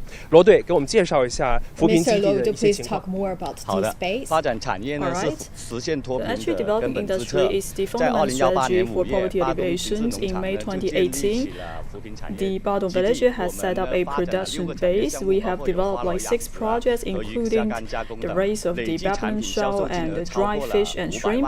And the income is over 5 million yuan, and we increased the income for the impoverished households. And for the poor households, they can find a job in the farm and also realize the poverty alleviation through the employment. We also organize a lot of field trips with the students and also the residents. So going forward, we'll continue to consolidate the achievements for poverty alleviation and to improve the effectiveness and also to boost the revitalization. As we know, to also work for the China Southern Power Grid, right? This actually is not your main task for poverty alleviation. So what's so far your thoughts? As a member of the Power Grid, I always remember the motto, power serve the people. As a party member, and always remember the mission to serve the people, because poverty alleviation is a task assigned from the CPC. I'm so proud to be engaged in that. Especially now I could see these poor people, their life is getting better. I'm very happy and delighted. For myself, with the poverty alleviation work, accumulating a lot of working experience, I developed myself. This is also a valuable experience for me. Very well said. Thank you very much. Now, Mr. Luo is just one of countless number of poverty eradication workers who work in the front line. Now, though he is not one of them who made it to the Great Hall of People, but certainly today is a big victory day for them to celebrate, to reflect on past decades, years of hard work they have made. Now, for them, they have began a new chapter, the countryside revitalization, which means that to help the people in rural area to get richer and gain more ability to further improve their livelihood. Back to you. Well, thank you so much, Winfei. As you said, it's a long journey, it's an arduous journey, but indeed, I think today is really a proud moment that for us to celebrate this victory to defeat poverty extreme eradication, and also hopefully that Winfei can save me some dried fish that he just showed in his life. It really looks good, right? It did look good. A lot of money in that fish. I know. All right, well, let's bring in our studio guests and continue this conversation here. Let's start with you, Professor Chen. So, I mean, a big focus here is how to keep the momentum going now that they've met the goals. So what do you think needs to be done to make sure that China does not slide back into poverty? Yeah, this is very critical, is to make sure the measure is in place to avoid to sliding back into poverty. And so we have to look at the continued commitment, continued efforts to make sure that this grace period, some of the policy fighting against poverty will be continued in the next few years. And in particular, it's very important to establish the so-called the relative poverty reduction strategy. That means we have to also look after the low-income country and low-income peoples, and to make sure that we have a measurement in place that to make sure that people do not fall back into the poverty area. And the third area I think is going to be very important is to make sure that China has the all-round development pathway. That means how can we link the poverty reduction strategy together with the rural revitalization efforts for the next 5 or 15 years, even longer. So this is going to be very important to look at the synergy between those two policies. Okay, thanks, Professor Chen. And let's to the gentleman here in the studio. Well, Dr. Shu, we know over 2.7 million people, officials have been deployed to the counties, the villages at the front line. So how do you assess their roles and efforts in this campaign against poverty? Well, this is actually a very magnificent work. I'm very proud of these true heroes, the frontline workers. Since you have already understand, in China we have a vast country, we have huge population. And China, well, it's one country, but with so many diversities. Like you just mentioned, the coastal village in the Zhejiang province and the Kwantung province. A lot of people get shocked. Really? Kwantung province in the coastal area? Those are, we heard that's the most probably the richest area in China. And you do have a poor village in there. And of course, we have already seen the innerland, remote areas, some in the mountains, some in the desert, some in the snowland. Everybody will have their own different reason for being in the poverty. And you need people to go there to find out there's no just one model and one solution for all. And you need to send people in there. And this is the hardest part. We need investigators, analyzers, planners, and doers to help those villagers to work together with the latest knowledge, with a wider horizon, and with, more importantly, with an opener mind. And with this outside shock, we call it outside impact or outside shock, or with outside help, they can find out the real opportunities. Oh, there is another choice. Well, there is another way we can make our life easier. So I think that is the hardest part, and we do appreciate that so many people their life has nothing to go on with the poverty reduction, like a professor, like a computer engineer in the company, like a shopper, even like a influencer on the internet that go to the remote areas to help those people they have never known and now become a friend, and they change their life together. Well, also besides the officials that just talked about, we also know there's a large number of volunteers who are being deployed to those different counties at the front line. So, Professor Zhang Gong, how do you assess their responsibilities? How different are they from those officials that just talked by Dr. Shu? Yeah, social work and also sort of philanthropic work is sort of a burgeoning industry actually in China. It's actually very nice to see those people devoted to poverty alleviation. Previously, people just write a check, donate some money, but now you see more and more people who are not relatively rich actually, but they're also devoted to these social causes by devoting time and efforts in these little things. I think these are the true heroes of our country right now. They actually play a vital role. These are the little people, you know, they play they do great stuff. And I think, as I said, it's a whole of a nation societal approach to poverty evasion, and everyone counts. We're not going to leave anyone behind, a single person behind, and most people, and a lot of people also devoted to this as well, not just the government. That's a quote from President Xi, leave no one behind. I have another quote from President Xi for you, Professor Gong, and that is, the mountains and rivers of the country mean the people mean the country. Whether the public attitude is for or against it is related to the party's life and death. Right.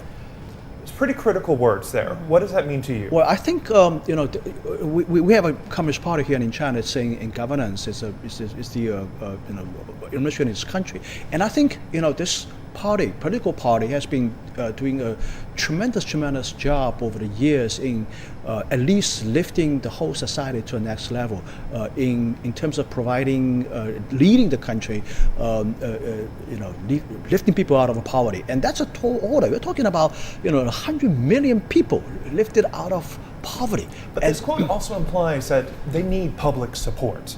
The party's life and death depends on having the public support. Do you think they've got that? Absolutely. I think, you know, in economics, development economics, we all know very well that this is a very difficult thing to do, actually. I mean, the United Nations, World Bank devote tons and tons of resources, not just actually in China, in many other countries, especially in Africa, about this cause, try to help people in terms of providing investment, providing loans. But it looks like, you know, it's not enough. It's a social engineering work, in my view, not just providing just economic incentives, but also various support, right, in terms of building infrastructure, building soft side infrastructure, building political support, all kinds of things. And this is something I think is very difficult to leave to the market to achieve by itself. It has to be done through the leadership of the government. And there's also no one-size-fits-all approach here, Dr. Shu. I mean, there's a lot of different ideas that are being thrown out there, and there's also a major disconnect between poverty in urban areas and poverty in the rural areas, yes? Oh, yes. China is really large, we have to understand that. And the most extreme end, according to the United Nations, the absolute poverty basically happened more in the rural area. So in China, the first step of the poverty alleviation would focus on the rural poor. And this is, in the past 20 years or 40 years, what we have been doing. And after we have been easing the situation in the rural area, I think the further step is to revitalize the rural area, as our reporter has just mentioned. But also, I think it's important to focus on the urban relative poverty issues. Well, in the urban area, a lot of people actually, they do have a higher income more than the rural area. We're judging from the numbers. You probably say, really? According to the numbers he had made every year, I don't think he is poor. But due to the high cost of living in a rural area, they do suffer from a lot of difficulties. So I think we need a very differentiated policies to also help the people, like the jobless people, like the people in the chronic disease, or in the physical challenges, to overcome their difficulties living in the urban area. That's the future. And a reminder to our viewers that we are waiting for this award ceremony to begin any moment now. These are live pictures from Tiananmen Square, the center of the Chinese capital. The Great Hall of the People is nearby. That is where President Xi Jinping is personally going to hand out honors and awards to many, many individuals, groups, organizations, villages, to thank them for their standout effort in fighting poverty. Right, it has been a long journey, as we said. It's an arduous journey, but today is really a proud moment for us to celebrate it. We'll have one more question to Dr. Chu, because we know China completed its goal in 2020, which is really, really significant, because we know 2020 is a really tough year for China, for many other countries, because of the pandemic. So why do you think still, with this very, very negative influence brought by the pandemic, China can achieve its goal of fully eradicating poverty? Well, first of all, we have been doing this for more than 20 years. Your effort wouldn't be defeated by just one pandemic. We call it a temporary shock. And also, there is some very specific idiosyncrasy of China. For example, in China, you have to understand every farmer are entitled with one piece of their own land. They can live on there, they can plant their crops. Yes. So basically, food and living is not a problem to Chinese Exactly. farmers. Okay, thank you so much, gentlemen. And the ceremony to present awards and certificates to role models, advanced groups, and also communities who contributed to poverty eradication in China will begin very soon at the Great Hall of the People. We're now seeing Chinese senior officials just entering this ceremony. And now Xi Jinping there. Yes, and also other senior officials. And now let's go to the live scene.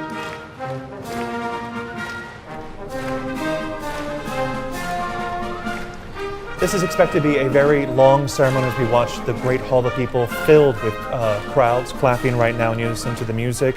The leaders are arriving right now. President Xi is going to hand out various honors, awards to various individuals, as I mentioned earlier, community organizations, groups. Let's listen in.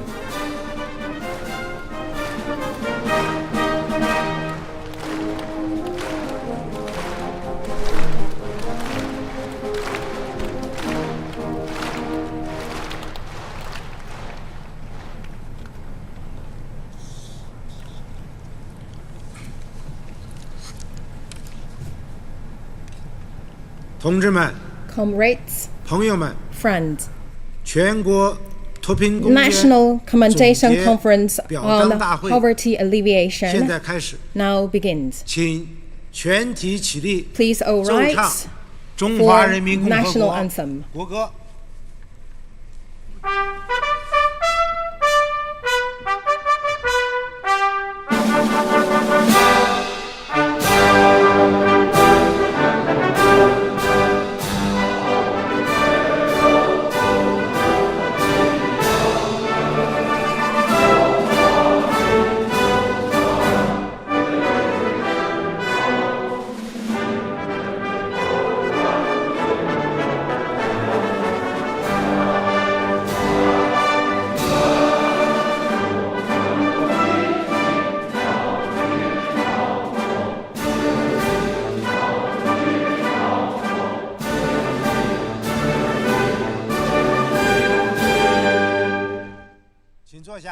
Please be seated.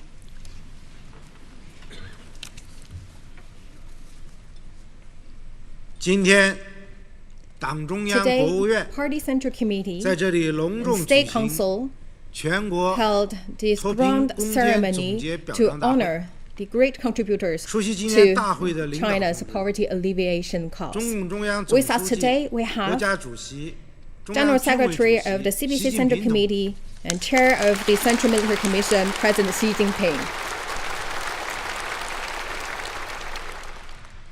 And members of the Standing Committee of the Political Bureau of the CPC Central Committee, Comrade Shu, Wang Yang, Wang Huning, Zhao Leji, and Han Zheng, and Vice Premier Wang Qishan.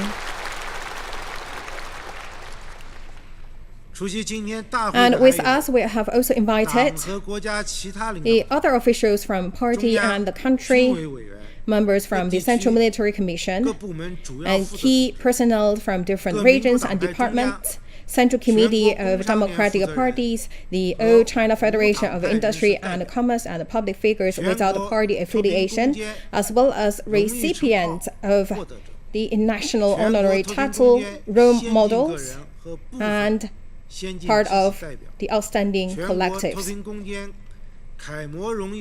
and also the family members of the outstanding contributors.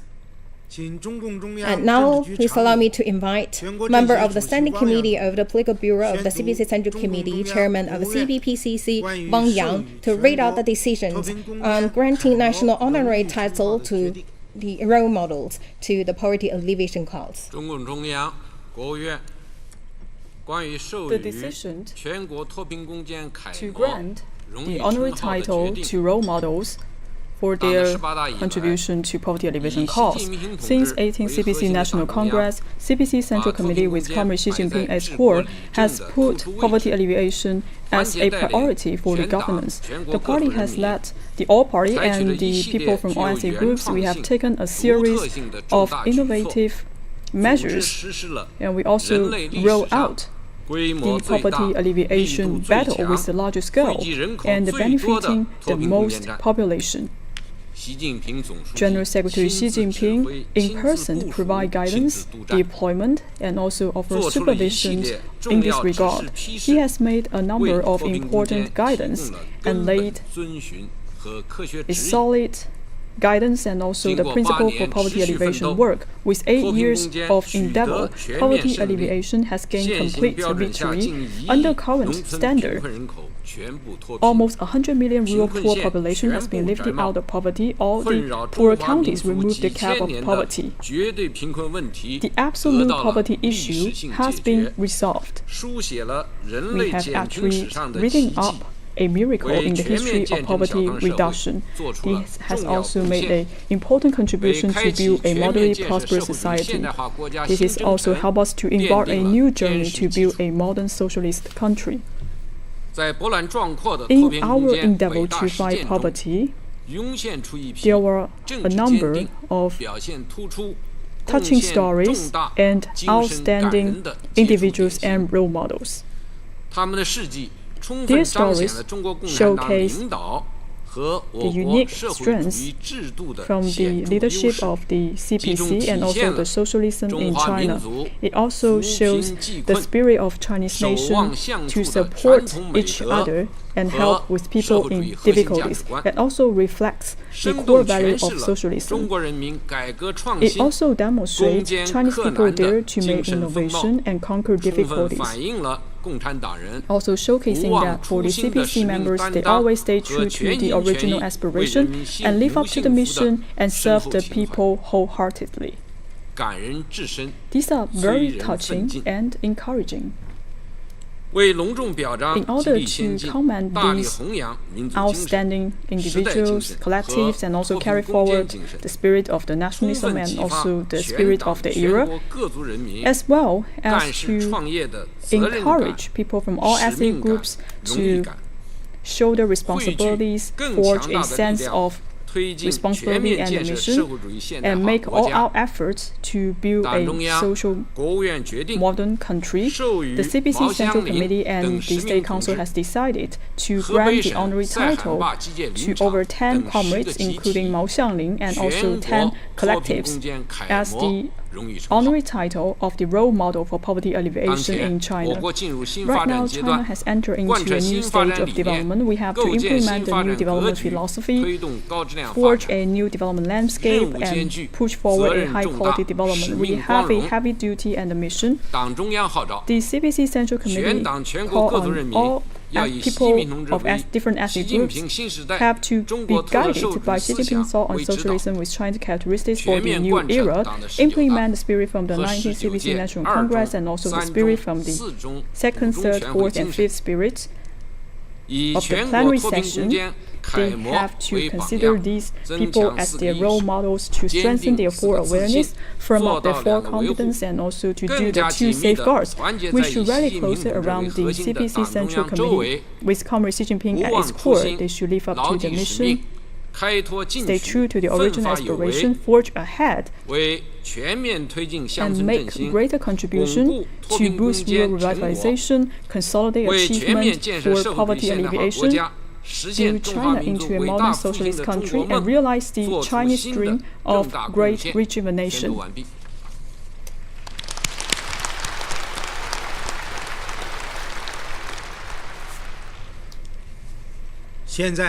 Now, I would like to invite General Secretary of the Communist Party of China Central Committee, Chinese President Xi Jinping, as well as the Chairman of the Central Military Commission, to present awards and certificates, as well as the medals, to the national honorary title recipients.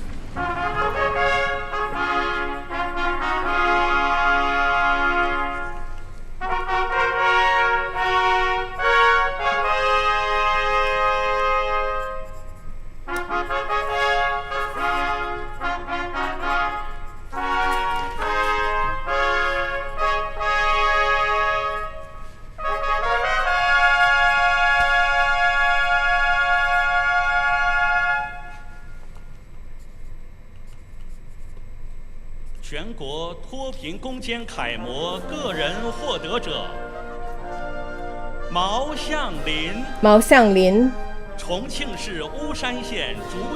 Secretary of Xiazhuang Village Party Committee from Southwest China's Chongqing Municipality.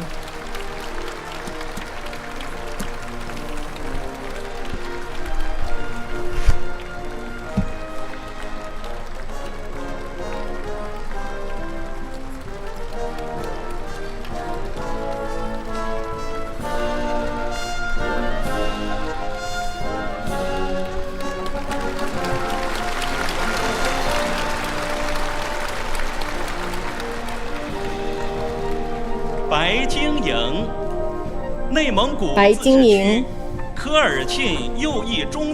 Chairperson of the Party Right-Wing Middle Banner People's Congress from Inner Mongolia Autonomous Region.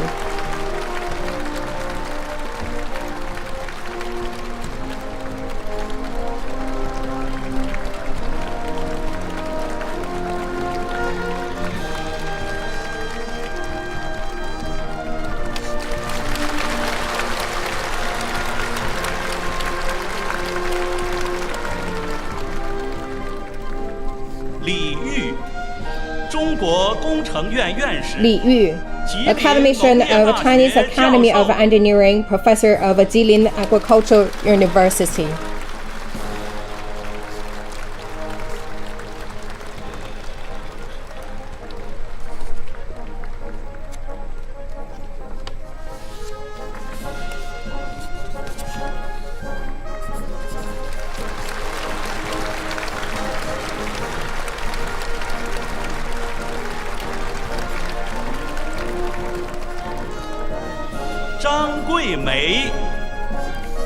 Zhang Guimei, Secretary of Party Branch and Principal of Huaping Girls High School in Lijiang City, Southwest China's Yunnan Province.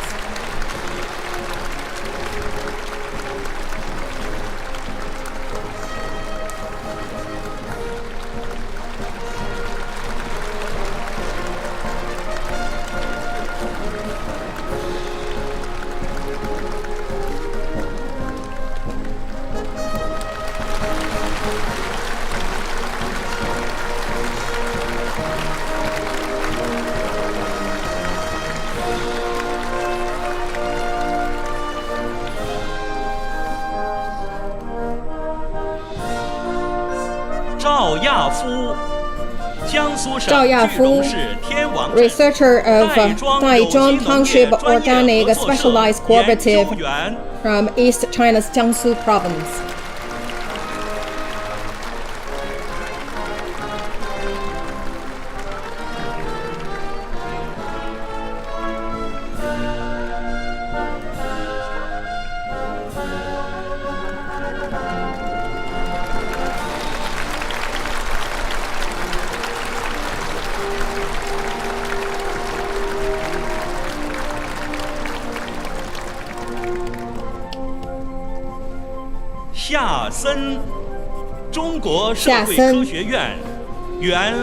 Former research fellow from the Bureau of Foreign Affairs of the Chinese Academy of Social Science.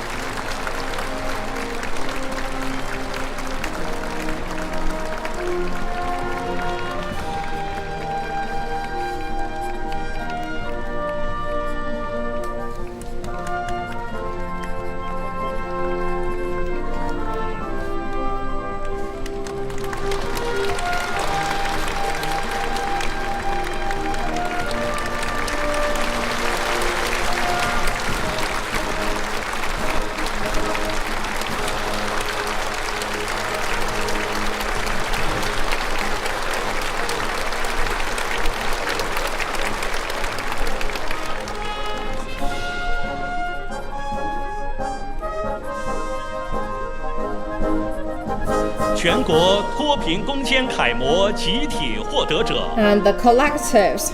河北省赛罕坝机械林场 Sahanba Mechanical Forest Farm from North China's Hebei province.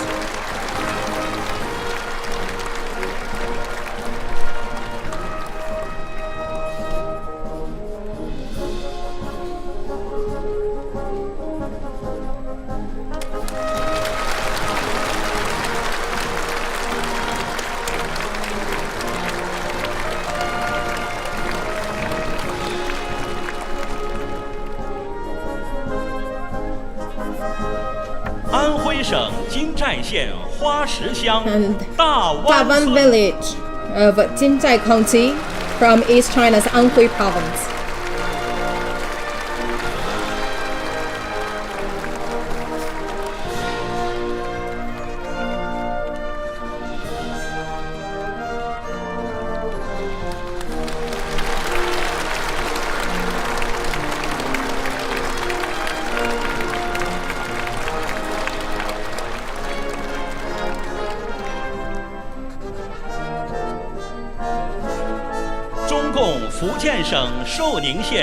Xiadong Township Party Committee of Shouning County, Fujian province.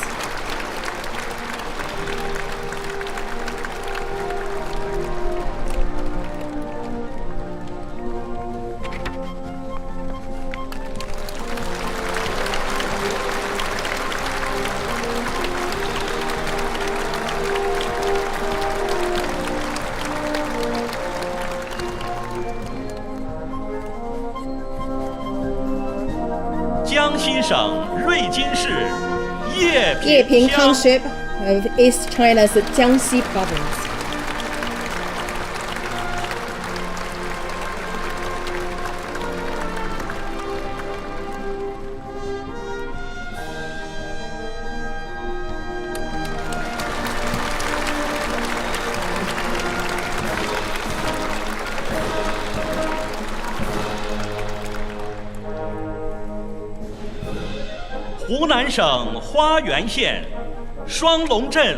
Shibadong village from central China's Hunan province.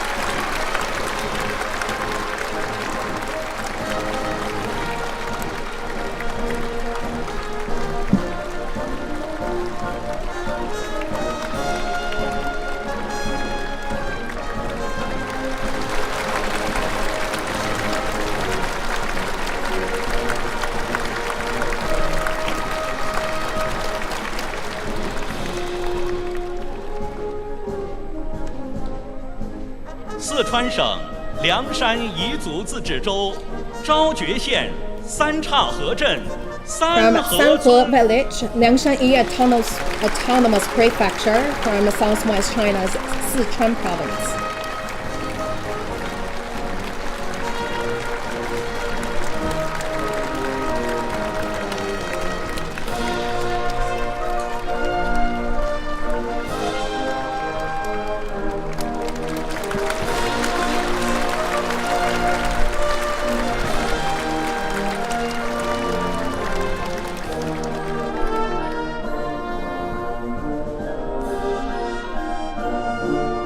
国网西藏电力有限公司农电工作部 Agroelectric Work Department of Tibet Power Company Limited.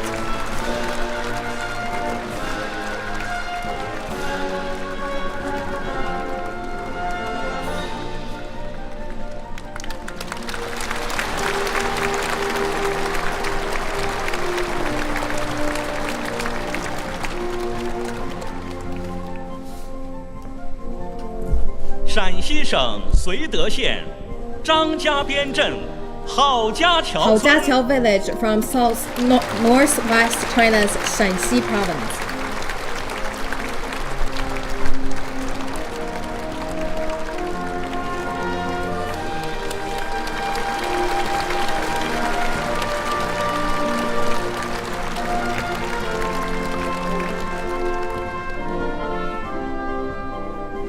青海省海东市互助土族自治县50镇班彦 village, Hujutu Autonomous County of northwest China's Qinghai province.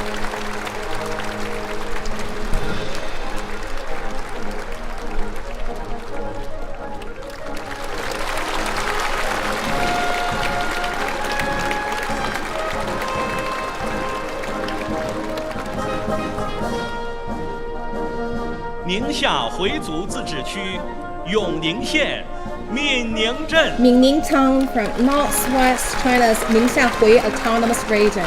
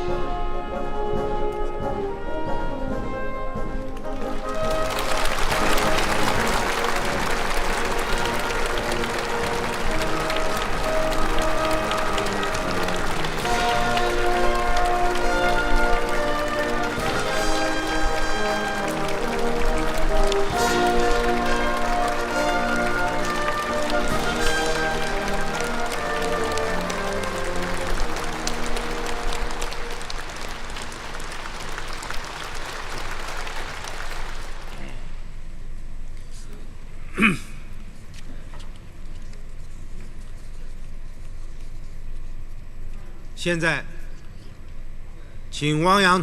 I also would like to invite Comrade Wang Yang to read out decisions made by CPC Central Committee and State Council regarding honoring outstanding individuals and collectives for their contributions. CPC Central Committee State Council decision on granting honorary titles to outstanding individuals and outstanding collectives' contribution to poverty alleviation cause. Since the 18th CPC National Congress, all party and people of different ethnic groups have been actively respond to the call of General Secretary Xi Jinping. They have been earnestly implement the decisions made by CPC Central Committee and State Council on poverty alleviation. They have dedicated themselves in the fight against poverty. All localities and departments have selected talents, conquered difficulties. They have provided mutual assistance from the East and the West. And also we are seeing the efforts from different sectors of the society. The party members, cadres, and members of the public endure hardships and strive to become stronger. They have made great contributions to build a moderately prosperous society and win poverty alleviation. There are a number of touching stories and typical examples in this endeavor. In order to commend these outstanding individuals and collectives during the fight against the poverty alleviation and forge an atmosphere to encourage people from the public to learn from the outstanding individuals and collectives, the CPC Central Committee and the State Council has decided to grant honorary titles to 1,981 individuals as the name of the outstanding individual, and also to grant the outstanding collectives honorary title to 1,501 collectives. We hope these people and the collective who are receiving the honorary titles to cherish the honor, work harder, and continue to play a key role, a leading role, and make contributions to the party and our people's cause. The CPC Central Committee called on the party and people of all ethnic groups to learn from these outstanding individuals and outstanding collectives. We should learn from them to be loyal to the party and hold on to the political faith and be a practitioner in exercising Xi Jinping's thought on socialism with Chinese characteristics for the new era. We should learn from them to serve the people and bear responsibility, live up to the mission. We should always put people as our top priority and save the people wholeheartedly, so that we can improve the sense of gaining happiness achievement for our people. We should learn from their diligence, their innovative working style, and their dedication, so that we could serve the party and the people with all of our efforts. We should learn from them to sacrifice, learn from their spirits, stay true to the original aspiration, live up to the mission. We should use our passions and high morale and devote ourselves to build China into a socialist country. All party and people of different ethnic groups should be guided by Xi Jinping's thought on socialism with Chinese characteristics for the new era, implement the spirit from the 19th CPC National Congress and also the spirit from the 2nd, 3rd, 4th, and the 5th plenary session, strengthen for awareness and for confidence due to the two safeguards. We should rally closer around CPC Central Committee with Comrade Xi Jinping at its core. We should forge ahead and work tirelessly to build China into a modern socialist country and write up a new chapter for national rejuvenation of Chinese nation.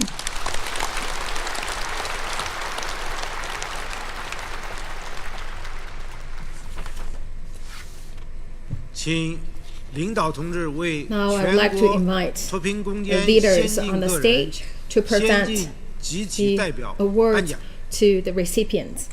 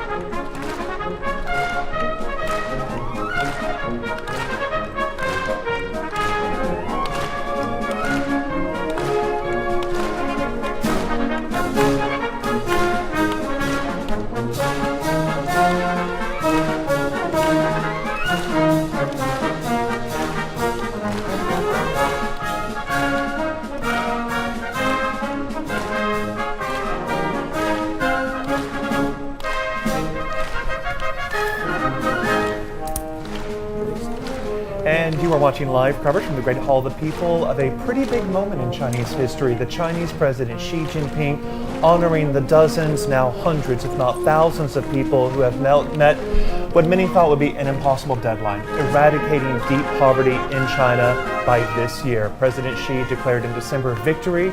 The ceremony underway, President Xi himself handing out these awards and these medals.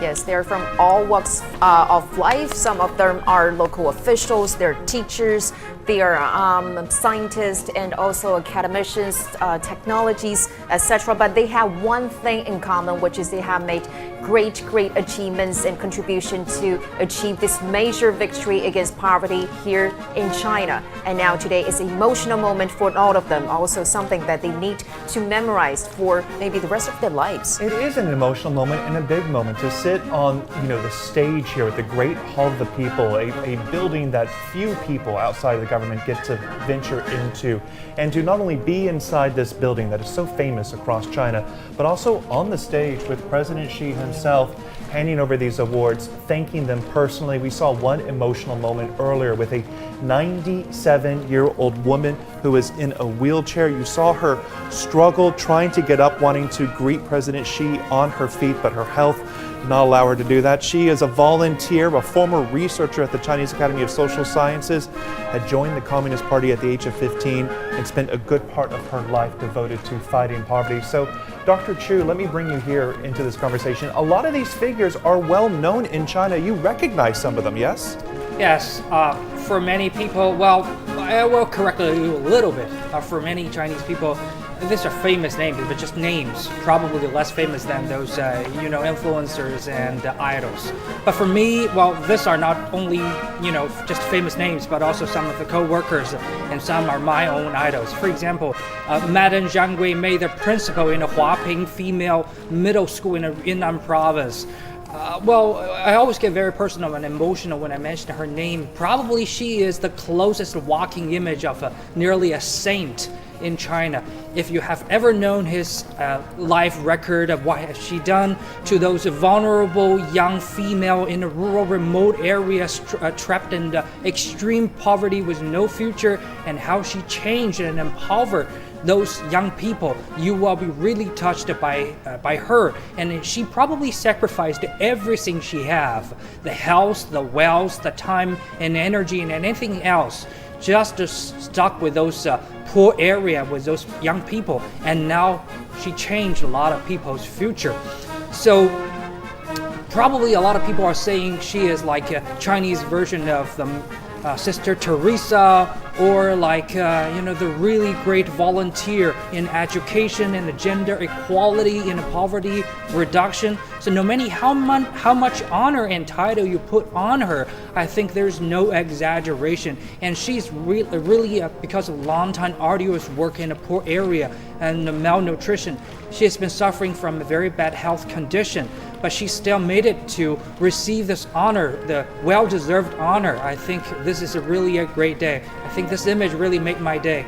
And it's not just individuals, it's also organizations, it's different villages and towns that we heard being honored as well for trying different ideas to lift themselves out of poverty, whether that's pursuing different farming ideas, tourism, new technology. So, Professor Gong, when you look at this moment and look at the crowd, frankly, inside the Great Hall of the People, just how significant is this for the folks there? Well, I think we have, is that kind of about 10 collective organizations being awarded today, and I think this is one example of why do we do this, because these are ordinary people doing extraordinary things, millions of people involved in this at various levels of government, lower levels of the government. And we are waiting now for President Xi Jinping to speak after honoring various people from all walks of life, as we mentioned, as well as community organizations and villages here. The Great Hall of the People is silent. The stage is set. President Xi will be approaching the podium any minute now to deliver his remarks and to thank the people for their service. Now, I would like to invite General Secretary of the Communist Party of China Central Committee, Chinese President Xi Jinping, Chairman of the Central Military Commission, to deliver the keynote speech.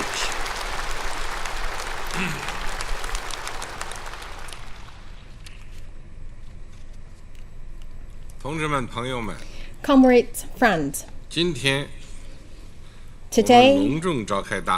we held this grand ceremony to solemnly declare that with the joint efforts made by the party and the people across all ethnic groups in China, as well as this crucial moment to welcome and celebrate the 100th anniversary of establishing of CPC, we have declared a complete success in fighting against poverty. Under the current standard, 98.99 million rural impoverished population have been lifted out of poverty. 832 poor counties, as well as 128,000 poor villages, all removed from the poverty list. The regional poverty issues have been resolved.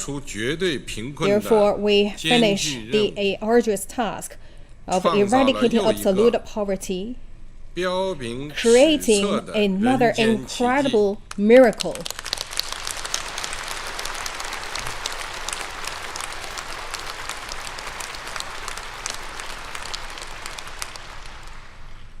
This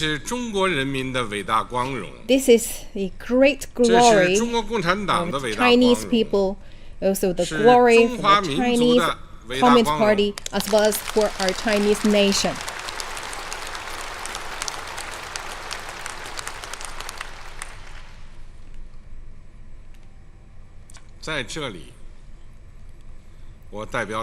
Here, on behalf of a Party Central Committee, to the recipients of outstanding individuals and collectives, I would like to extend warm congratulations to you all, and to the great contributors, including the units and the companies from the party, the government, and the military, as well as the grassroots organizations, and the party members, cadres, general public, first secretary stationed in the villages, as well as the team members, volunteers, the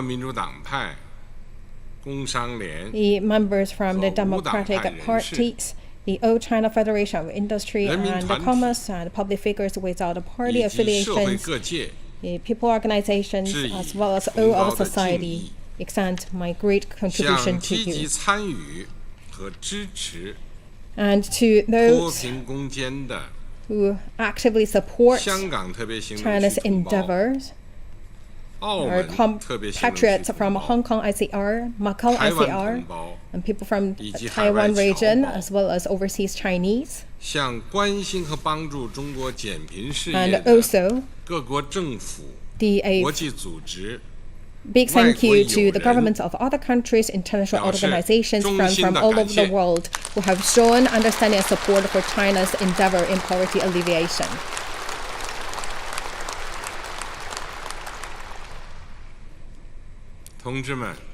Comrades, friends, poverty is a deep-rooted issue in a human society. Fighting against the poverty has always been a big thing to do on the list for all countries throughout the times. The Chinese history also reflects our journey and history fighting against poverty. From Qu Yuan's feeling, saying that long did I sign to hold back tears, saddened I am by the grave of my people, to the vision expressed by Du Fu, saying that where can I get a big broad shelter, 1,000, 10,000 spans wide, huge roof that all the world's poor people can share with smiling faces. And to the long-cherished wishes made by Dr. Sun Yat-sen, saying homes have adequate supplies and the people live in contentment.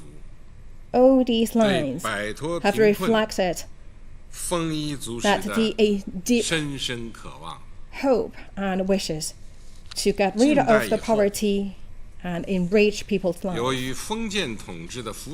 After modern time, due to the feudal rules and invasion made by Western powers. The political situation in China was in turbulence, and the war was unceasingly happening, making people in poverty, and the nightmare of staying in poverty haunted our people. To get rid of the poverty had been ongoing and longing dreams for the people. And it's also a very important component to realize Chinese dream of national rejuvenation. Since the establishment of the Communist Party of China, we have always stuck to the founding mission of seeking happiness for the Chinese people and rejuvenating the Chinese nation. We have led in solidarity to create a better life for ourselves through our long-term hard work. And during the period of the new democratic revolution, the people rallied ways and led a vast number of farmers to divide their land from the local tyrants so that the farmers could have their own land and the poor could be liberated. By doing so, the party received endorsement and support of the people, thus winning the victory of the Chinese Revolution and establishing New China. We have laid a solid foundation in political condition. After establishing the New China, the party rallied the people to complete the socialist revolution and establish a basic socialist system, advanced socialist construction, and also let the people rely on their own efforts to make great contribution to restructure our country, and also laid a solid foundation for poverty, eradication, and improving people's lives. Since the reform and opening up, the party also led the people to initiate a larger scale, well-planned, well-organized poverty alleviation initiatives, focusing on liberating and developing productive forces and intensifying our efforts to safeguard and improve people's well-being, and also achieved an unprecedented achievement. Since the 18th National Congress of the CPC, the party Central Committee made it very clear that building a moderately prosperous society, the most difficult and challenging job lies in the rural areas, especially in the poverty-stricken areas. If the rural area, especially the poverty-stricken areas, not reach the well-being society, then there will be no complete socialist society in well-being manners in China. We emphasize that the poverty should not include it in socialism. If the poor region always stay poor for a long time and the outlook remained unchanged and people's living standards not significantly improved, then that's not demonstrated the advantages of a social system, which is not what we call socialism. Therefore, we should spare no time and spare no effort to do a good job in poverty alleviation. In the end of year 2012, after the 18th National Congress of the CPC, the Party Central Committee emphasized that when defining a moderately prosperous society, the key is to observe the condition of farmers. So we should see that the farmers in poverty can live a better life. And we also made our commitment that we must not leave a poor area or single person in poverty behind. Therefore, we initiated and also embarked our new journey on poverty alleviation in the new era. In year 2013, the Party Central Committee also raised a concept of a targeted poverty alleviation by equipping with a fresh working mechanism. And in 2015, the Party Central Committee also organized the working conference in this front and giving the overarching requirements on the poverty alleviation targets. So in this overarching requirements is mentioned the 6 areas regarding the poverty alleviation targets: project arrangement, fund usage, measures to household, right people assigned to the right villages, and results of poverty alleviation. We have also launched a series of actions regarding the production development, relocation, ecological confrontation, and also the education as well as social security. Thus, launching the order to start a general attack on poverty. In year 2017, the 19th National Congress of the CPC has put the precision poverty alleviation as one of the 3 tough funds, targeting securing a decisive victory in building a well-being society and also security victory in poverty alleviation. In year 2020, in order to effectively cope with the impact brought by the COVID-19 pandemic as well as the floods, the Party Central Committee required the whole party as well as the whole country with greater resolve and stronger strength to do a good job in these additional tasks, and also putting a great end to our fight against poverty, and with every reason to believe that we have that confidence to march towards the final victory. 8 years on, the Party Central Committee have put the poverty alleviation on the prominent position in our country's governance, making poverty alleviation as the bottom line task to build a moderately prosperous society in all respects, and initiated a massive people's war against poverty. The party and the people blazed trails, overcame obstacles, and also promoted the spirit of perseverance and brave enough to tackle the most challenging tasks and problems one after another. Therefore, we have seen major historic victories and achievements. The poor population in rural areas have all been lifted, thus making the great contribution to realize the Xiaokang society. Since the 18th National Congress of CPC, every year, 10 million more people lifted out of poverty, which equal to the population of a medium-sized country. And the income level for these group of poor people also significantly improved, and also give priority to our work to saying that the basic living needs of rural poor populations were met, and that such people have access to compulsory education, basic medical services, and housing. And also give a great support and guarantee to safe drinking water.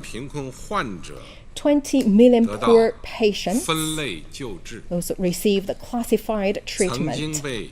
The families long troubled by the diseases, now they could straighten their backs. Nearly 20 million people in poverty enjoyed basic living allowance and the poverty alleviation relief. 24 million people in poverty, as well as the severely disabled, received and enjoyed living and nursing care allowance. 1.1 million people in poverty now became a member of forest rangers. They protect our lucid water and lush mountains, which also in return give us the great access. No matter it's at the snow-covered plateau, Gobi Desert, or cliffs, or mountainous areas, the sunlight of the poverty alleviation efforts shined in every corner. The destiny of countless people thus had changed, and these people's dream could be realized, and their happiness could happen and realize.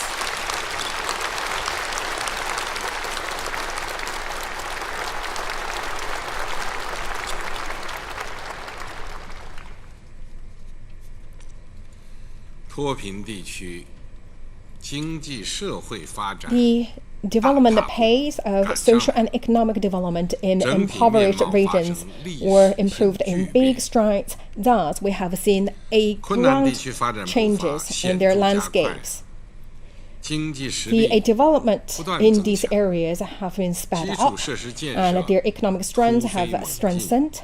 And the infrastructure constructions also made great advancement. Social undertakings also have made great headways.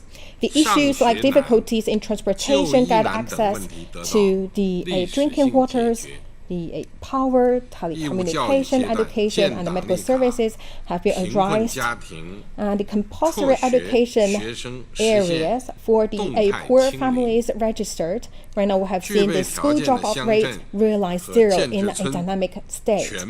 For the qualified countries, townships, villages, right now have the tarmac or cement roads and have the access to bus services and mail services. The newly rebuilt rural roads and also the highway reached 1.1 million kilometers, and new railway mileage was 350,000 kilometers. The power supply rate reached 99%. And also for the grid power network could offer a power accessibility rate of 100% to the rural villages. For the PV and the 4G percentage in the poor villages, the ratio is also above 98%. 7.9 million households with 25.6 million poor villages have received renovation for their dilapidated houses. We have established 35,000 relocation sites, 2.6 million units of the relocation houses. 9.6 people are able to remove themselves from their previous areas, and they're getting rid of lagging behind and isolation. And these people have been moving into their new homes. Many villages, they no longer need to take the sky bridges, the steel ladders. They don't need to drink the salty water. Now they're able to get access to the clean drinkable water. And they no longer need to live in the muddy houses. Now they're living in the bright and spacious brick house. Thousands of millions of poor families, they can provide education to their kids, and the children don't need to climb mountains and cross rivers to go to schools.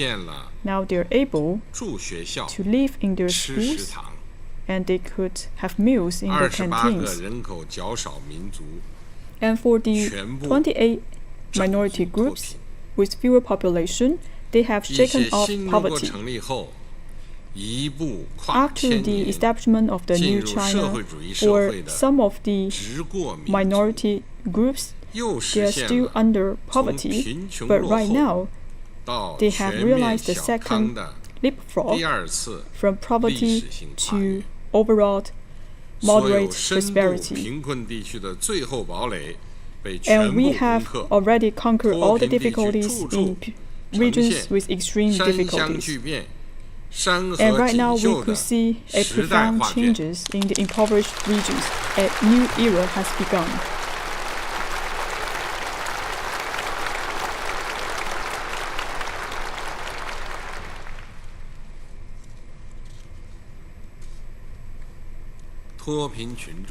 For people who have been living out of the poverty, they have refreshed their spirits, and they have strengthened their confidence, and also they have stronger courage. Poverty alleviation has brought us a lot of achievements materially, and also we have gained a lot of spiritual achievements. For the population has been living out of the poverty, they have higher morale. We are able to spread out the core value of socialism. We are able to carry forward the spirit of civilization. People are working diligently, and they are using their own hands to create a new life. And this is a new atmosphere in the poor regions. I still remember for a party secretary who have been leading the villages to cut off a road, to build a road from the cliff, and it takes him 7 years to build the road. The party secretary Mao Xiangling from Xiangxiazhuang village said, if we chisel the mountain and also we build a road, and then we are able to build a wider road, even though our generation will suffer from poverty for tens of years, we will bring good life to the next generation.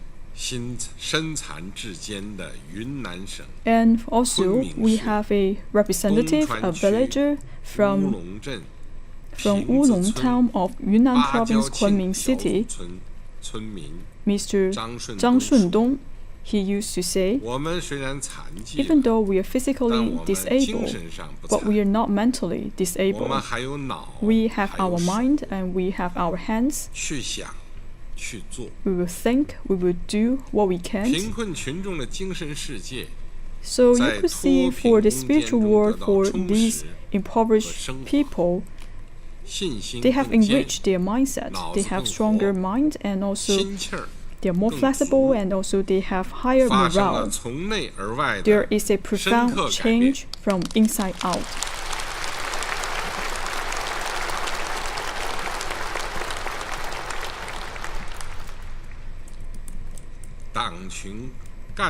The party groups and the villages, we could see the relations have been significantly improved, which means we have a solid ruling foundation of CPC in rural areas. For party cadres and the party members, they respond to the call of CPC Central Committee.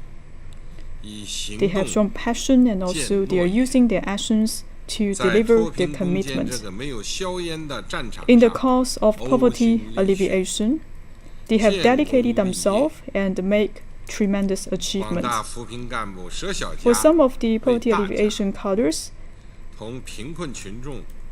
they bear the spirit to save the public. They treat the poor villages as their relatives. They work overtime.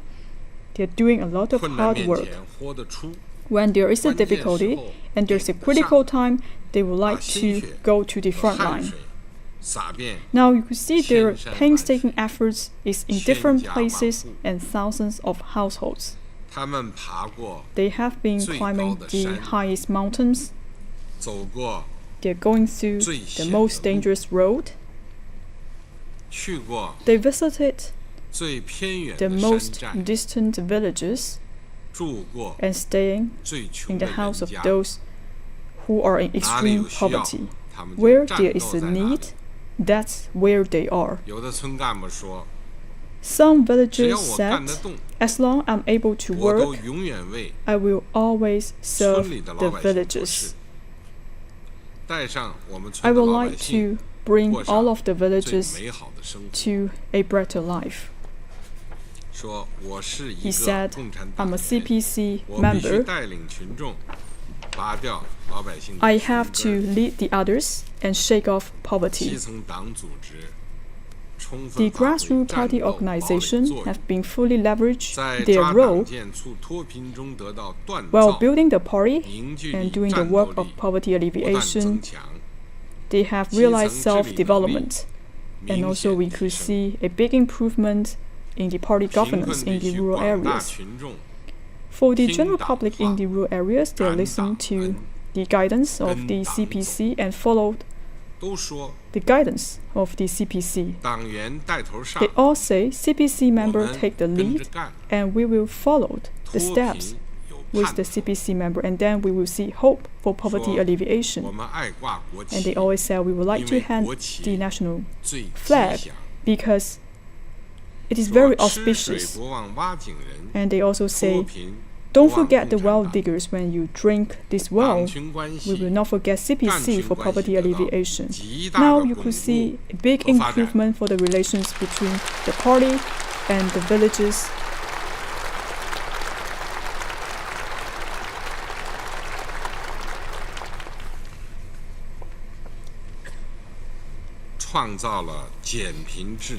We have created a Chinese model for poverty reduction.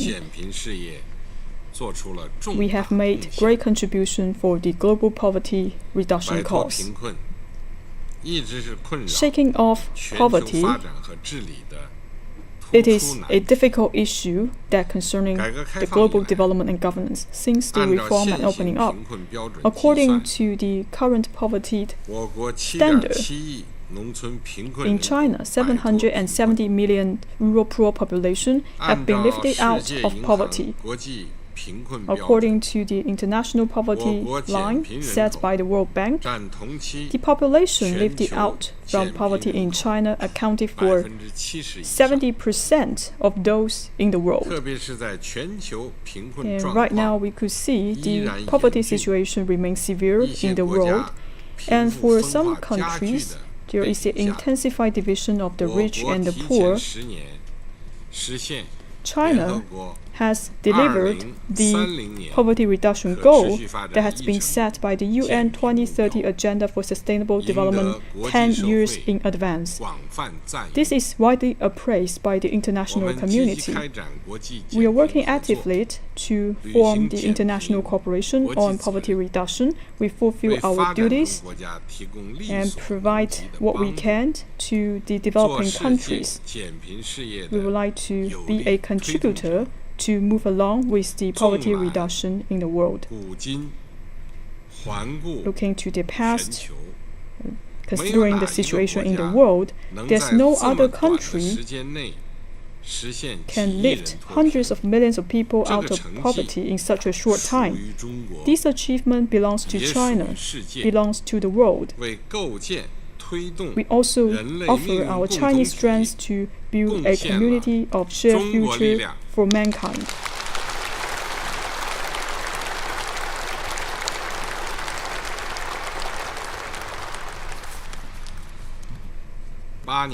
In the past 8 years, I hosted 7th Central Poverty Alleviation Conference, and also I conducted field trip for poverty alleviation for over 50 times. I visited 14 poverty regions, and I'm looking at the actual situation, making sure that we could offer help to those areas who are in need. I chat with the impoverished people, and actually I could feel the great changes that have been brought by our poverty alleviation endeavor. In different places, I could see the smile from those people who have been lifted out of the poverty. This is the acknowledgement from these residents. And this is also a compliment to the party members and the cadres. And also, this also a good compliment to all the ancestors and the martyrs.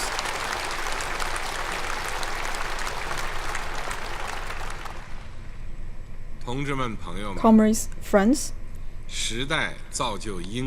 time makes heroes. Great achievements come from ordinary life. In poverty alleviation work, hundreds and thousands of poverty alleviation cadres have dedicated themselves in their post. They work together with the impoverished residents. They spend the time together. They are sacrificing their youth and selflessly to the poverty alleviation cause. There are many touching stories in this regard. For 35 years in a row, we have the new mountain mover, Li Baoguo. So we have someone who dedicated herself into education, lit up the hole for girls who are living in the mountains, Miss Zhang Guimei. Also, we have Huang Dafa, who is dedicating himself to use the life to build a bridge. Also, we have someone who are returning to their hometown, Huang Wenxiu. We also have someone who are working at the front line of the poverty alleviation and devote herself into poverty alleviation, Huang Shiyan. And this time, we also see some outstanding individuals and the outstanding collectives who are receiving the honorary titles. And these people are representative of those who have been fought at the front line in poverty alleviation. They always saying there are thousands of people in the cause of poverty alleviation. I am just one of them. In the end, if we look at today, even though there are some hardship, but still we feel happy. And some saying that we should not seek for money, we are not seeking for interest, and then the farmers will believe you, and then the farmers will follow our path. And some people are saying, instead of writing an essay, you should pay a visit to those impoverished regions. That's what we need to do. In the fight against poverty, over 1,800 people lost their lives. Their actions shows the original aspiration for CPC members. And for these people who have been lost their lives, they will be remembered in the history. The party and our people will never forget you. China will never forget your contribution.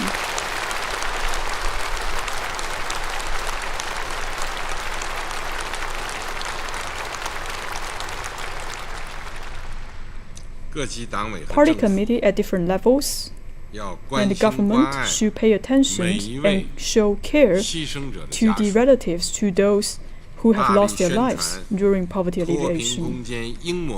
We have to publicize their touching stories and carry forward their spirits. We have to encourage the member of the public to forge ahead to build a modern socialist country of China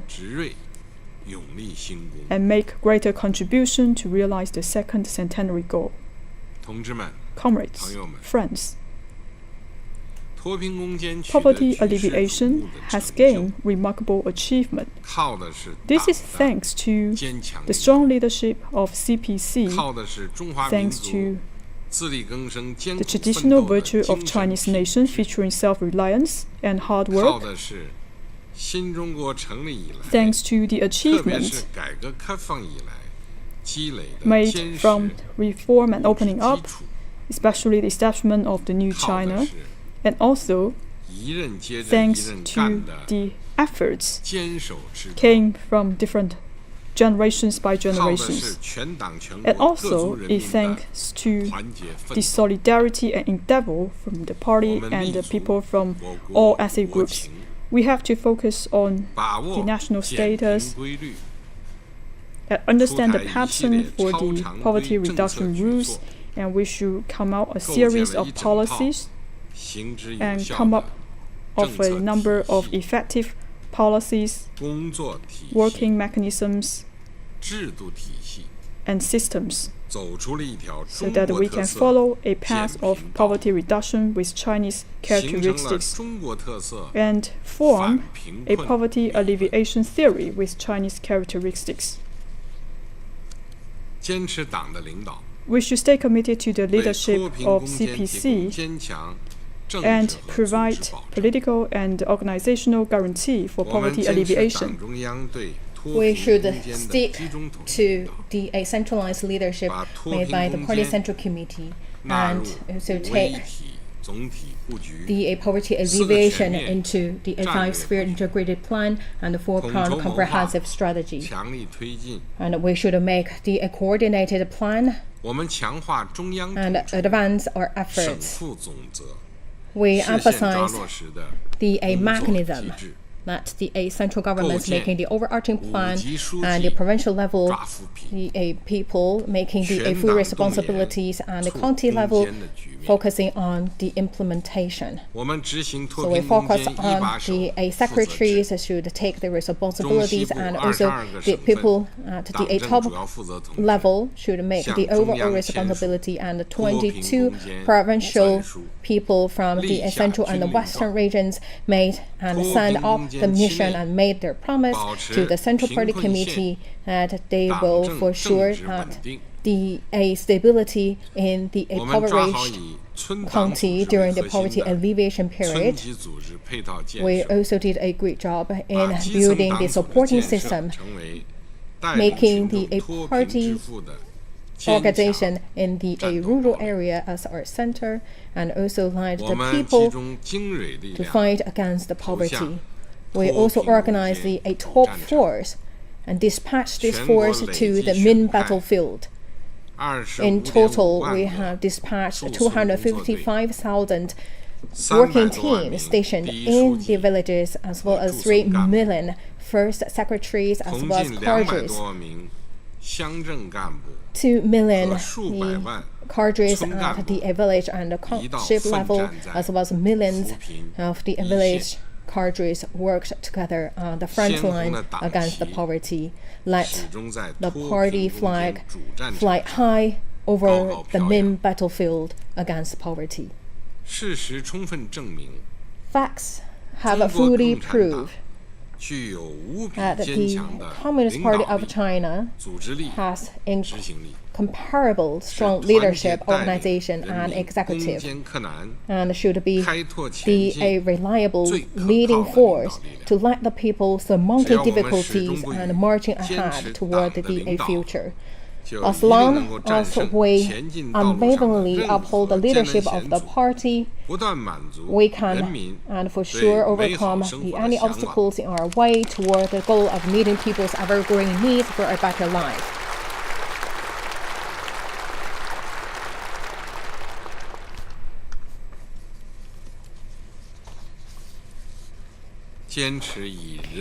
We should stick to the people-centered development philosophy, and we should unwaveringly stick to the common prosperity parts. The key to governance a country is to first make its people better off. We always emphasize that people should be our main focus, and we should eradicate poverty, improve people's well-being, and realize common prosperity, which is also the essential requirement of socialism. And this is also the key demonstration of our party to make wholehearted service to our people, and also the key responsibility of our party and the government. We also take people's satisfaction as our KPI measures, and also to allocate our forces to address the basic living needs bothered our poor people. And we should let the party play its leading role in this regard, that we should first give the top priority to the capital investment in poverty alleviation projects. Over the past 8 years, the total investment reached 1.6 trillion yuan from central, provincial, and township level budgetaries. The number from the central budgetary reached 660.1 billion. After initiating the fight against poverty, the surplus quotas produced by linking newly added cropland quotas with the amount of land used for construction to be adjusted inter-provincial reached the 440 billion, that also including circulating funds intra-provincial level, and also the insurance of small loans reached 710 billion. Relanding totaled 668.8 billion yuan. Financial loans for targeted poverty alleviation amount to 9.2 trillion yuan. 9 provinces from the eastern levels has invited the fiscal aid and the social fund reached 100.5 billion to the paired impoverished areas. And the investment made by the companies making contribution to the poverty alleviation places by the eastern sides reached 1 trillion yuan. And we made good use in coordinating the manner to use these fiscal tools and strengthen our supervision on these funds. Make sure that all this money spent to the places where most needed. Make sure all these real investment should play its strong role in guarantee the poverty alleviation fight. Facts fully proved that in order to do a good job, we should always put the people's fundamental interest as our key focus and the starting point. And we should also let the benefit of our reform and development to give to our people in a fair manner. And we should always take people into our heart and also to address the issues bother them one after another, year in, year out. By doing so, we will address people and embark the road of the common prosperity and also reach the substantive progress in this regard.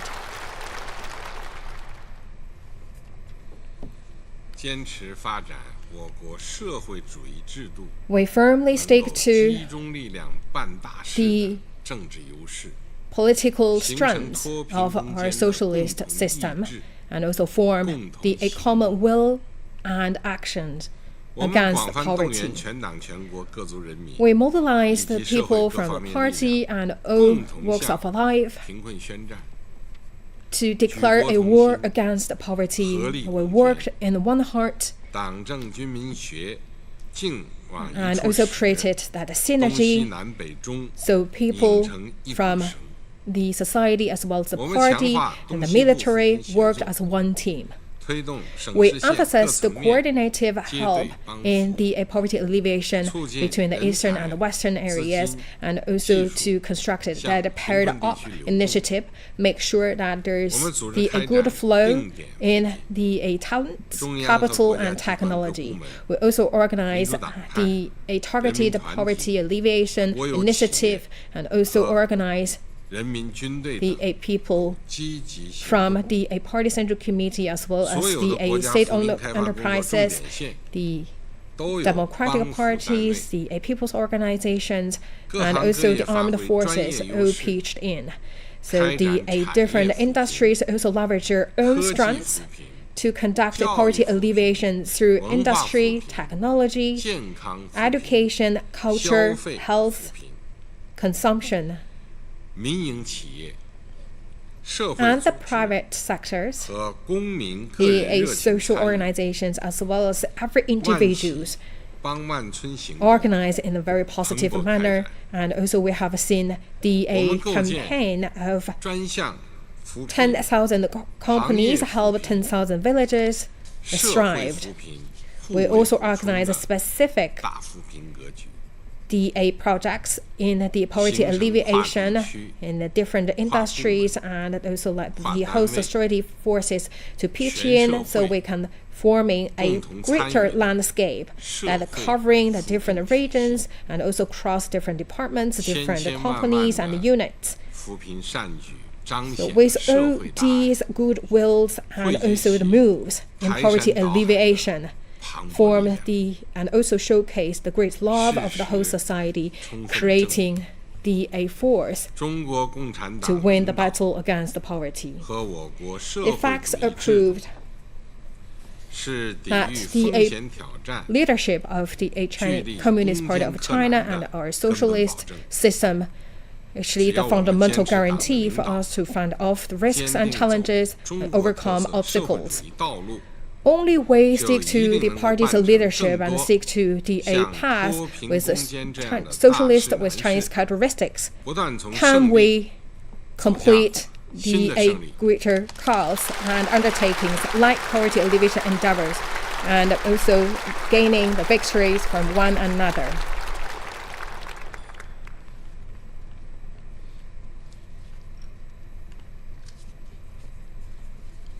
And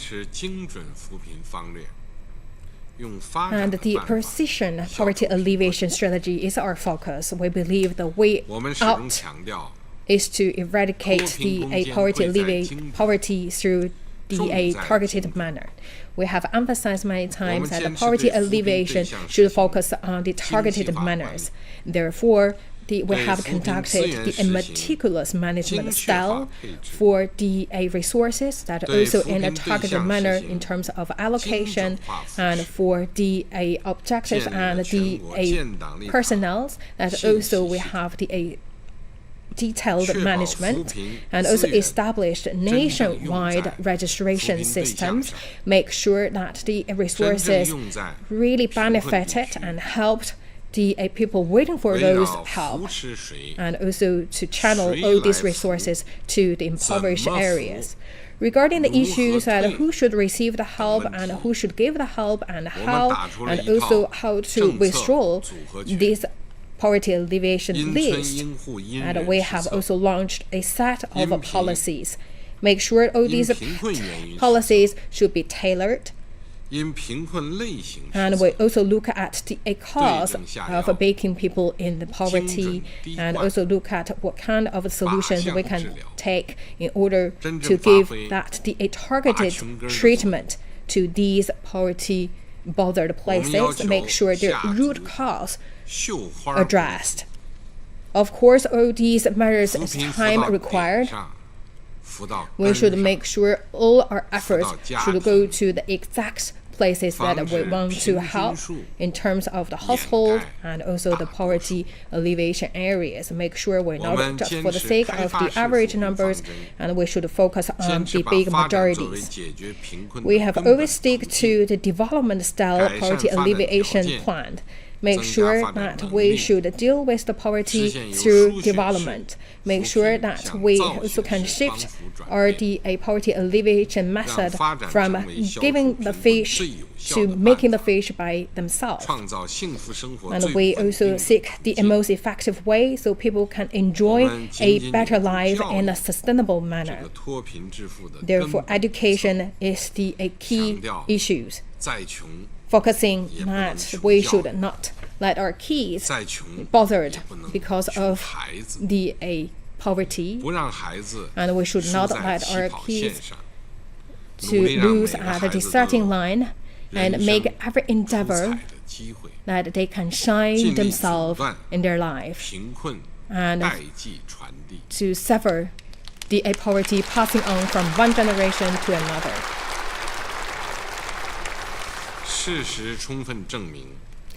Facts have fully proved a targeted poverty alleviation is the victory method.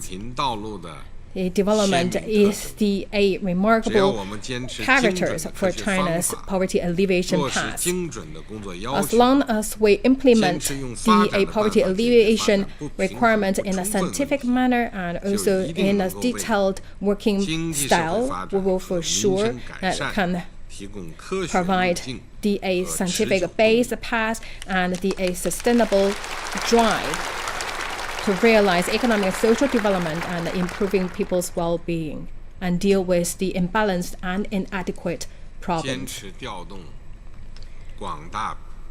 We should insist in mobilizing our whole society, especially people in the impoverished region, so they can create their own power to help themselves out of poverty. We talk about that how to make people out of poverty, they should rely on themselves. So they first need to realize their mindsets. We always focus on transferring people's needs to living a better life to the real actions. So we talk about the poverty alleviation. So we help them not to really help them get rich, but also let them reach in their mindset. So people can rely on their own efforts and their perseverance to help them out of poverty and change their destiny. We guide the people in poverty the concept that as long as they work hard, they will see the results. And encourage them that as long as they have confidence, the yellow sands could transfer and change to gold, and also strengthen their resilience, that they actually have that encourage, motivation, and bring that into their real actions. People already out of poverty said that right now we have the preferential policies from the country, that we will not wait and see, because we know that we could make that things change and make things happen. So life changed us, and we also change our own life. Facts also fully prove that the people is the real heroes. Encourage people to find their potential, make the hard work to bring that as the self-generated power, to drive them on the embark of the greater life. As long as we insist a people-centered philosophy, rely on our people and respect our people, and let them play the role of the pioneering, we believe we will find out and unleash their potential and also utilize their weakness and strength. We will create many incredible miracles.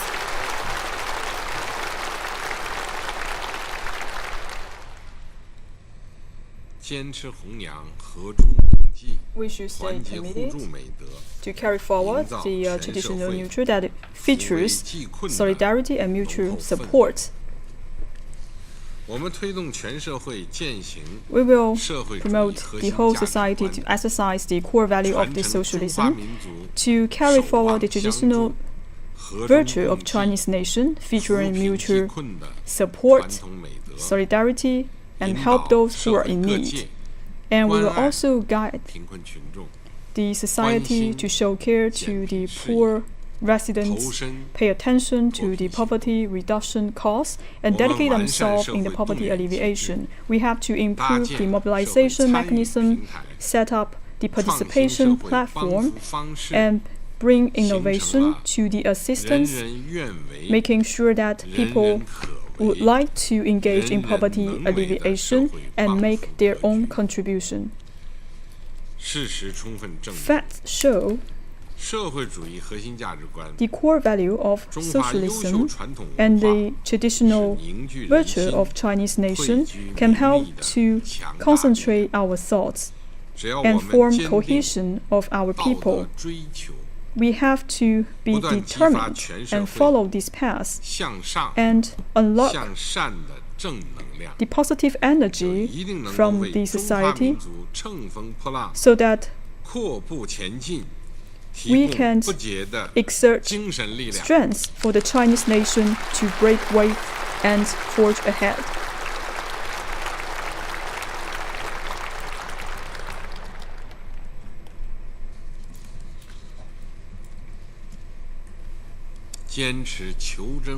We should be pragmatic and always seek the truth,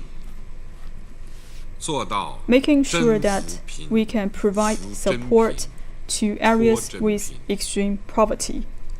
We have to strictly govern the party, and also this will be going throughout the poverty alleviation procedures. We have to show our efforts and our spirit, making sure that we do all our best for the poverty alleviation. We have to follow a concrete guidance, and we should cut off all the red tapes, and we will do concrete work, and we will reject to exaggeration.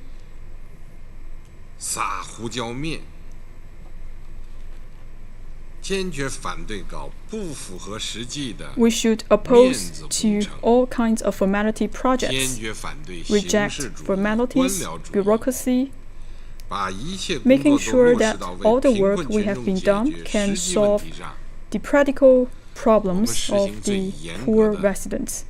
We will exercise the most strict evaluation and assessment, and we will also crack down the corruption and other misconduct behaviors.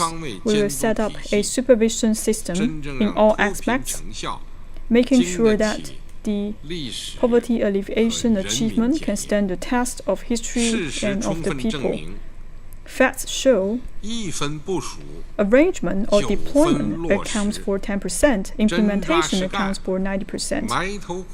We have to do concrete work to ensure the victory for the battle of poverty alleviation. We have to stay committed for solid work, so that solid work can benefit our country, can benefit our people. And then we are able to build China into a modern socialist country.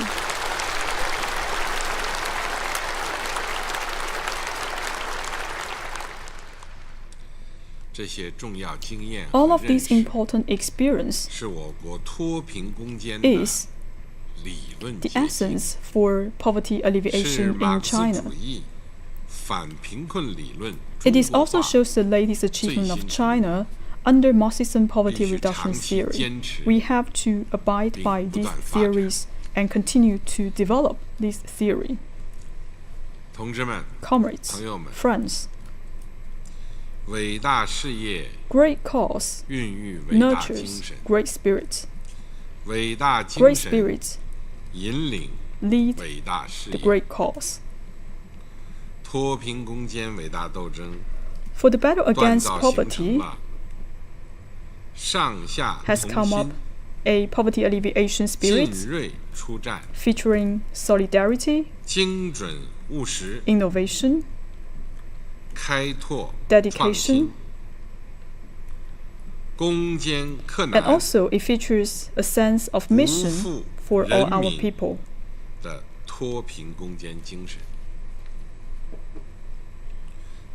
For this poverty alleviation spirit,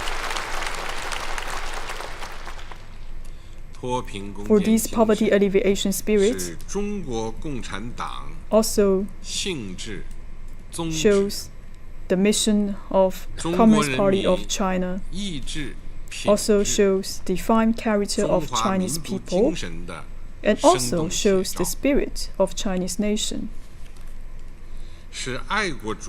This spirit is also a demonstration of patriotism, collectivism, and also the socialist ideology.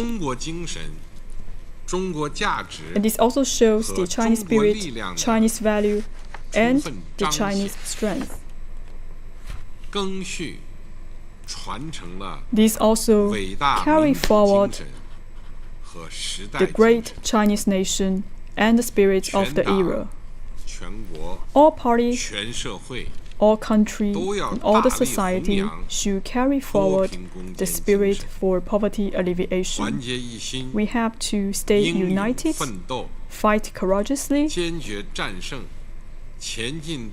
be decisive to conquer all the difficulties lying ahead of us. And we should strive for greater success in socialism with Chinese characteristics.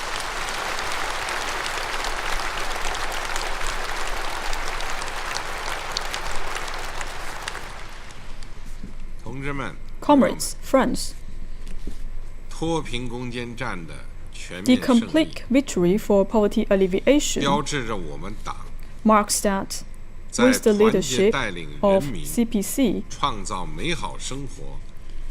we have made a greater contribution to lead our people to create a better life and realize common prosperity.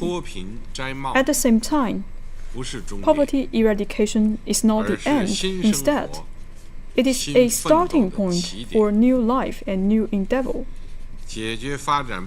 We have to resolve the problem for inadequate development, unbalanced development. We have to shorten the gap between the urban and the rural areas. And also, we still have a long way ahead of us to realize overall development for mankind and seek common prosperity. We should not be proud and we should not slacken our efforts. We have to work harder and make greater achievements.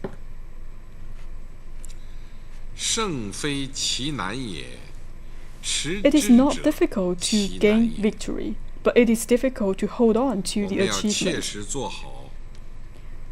We have to consolidate the achievement we have been made from poverty alleviation, and also we have to work on rural revitalization, making sure that we have a solid foundation for poverty alleviation, and then the effectiveness could sustain.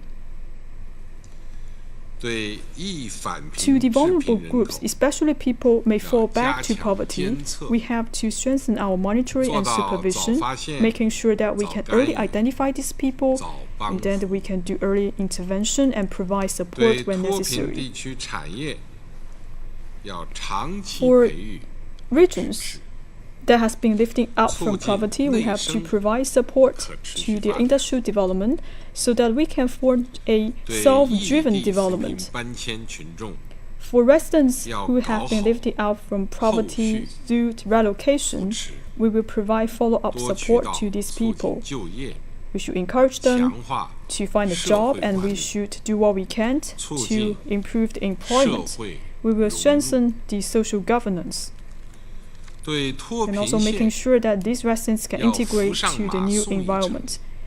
And also we will provide support to those counties who have been removed the cap for poverty. We should set up a transitioning period, making sure that all of these policies remain stable. We continue to set up the secretaries and the working teams in the villages, strengthen the coordination between the East and the West, provide the pairing services, and improve the social mechanism to provide support to the impoverished regions. When necessary, we will improve all of these supports in accordance to the actual situation. The CPC Central Committee has decided that when necessary, we will roll out the assessment and evaluation work for poverty alleviation. We should clarify the responsibilities to all localities and the party committees, making sure that there will not be a large scale of people going back to poverty. Rural revitalization is a major mission to realize the rejuvenation of Chinese nation. We have to focus on the new development stage, implement the new development philosophy, and we will analyze the new situation brought by the new landscape, and we have to focus on the three rural issues. This is the top priority for the party. We have to prioritize the development of the rural areas and the villages, and we will follow a path of rural revitalization with Chinese characteristics. We have to shorten the gap between the development of the urban and the rural areas, making sure that the low-income population and underdeveloped regions can share the dividends of the development, so that these low-income population and underdeveloped regions can catch up with the others. To roll out the rural revitalization is as difficult as the poverty alleviation. We have to improve our policy system, working mechanism, our systems. We need to provide stronger measures to gather more strength, accelerate the modernization of the rural areas and the villages, promote high-quality development for the agriculture areas, making sure that people can stay in the villages comfortable, and then the farmers can achieve prosperity. In our journey to build a modern socialist country, we have to put common prosperity for all people as our priority. We need to do concrete work and work relentlessly. We should fight towards these targets. And we have to promote the overall development of humans and boost the progress for the social development. We need to improve people's sense of gaining, sense of happiness, and also the sense of security, making sure that they feel secure, and all of these efforts can be sustained. Comrades, friends, reviewing the past, we have made tremendous achievement in eradicating absolute poverty that troubled the Chinese nation for thousands of years. We have created a miracle of poverty reduction in human history. Looking to the future, we are working to build a modern socialist country. We have a long journey. We have to keep up with our work. All party, people from different ethnic groups have to rally closer around CPC Central Committee. We have to firm up our confidence, work relentlessly, march forward courageously, dedicate ourselves to achieve the goal for the second centenary goal.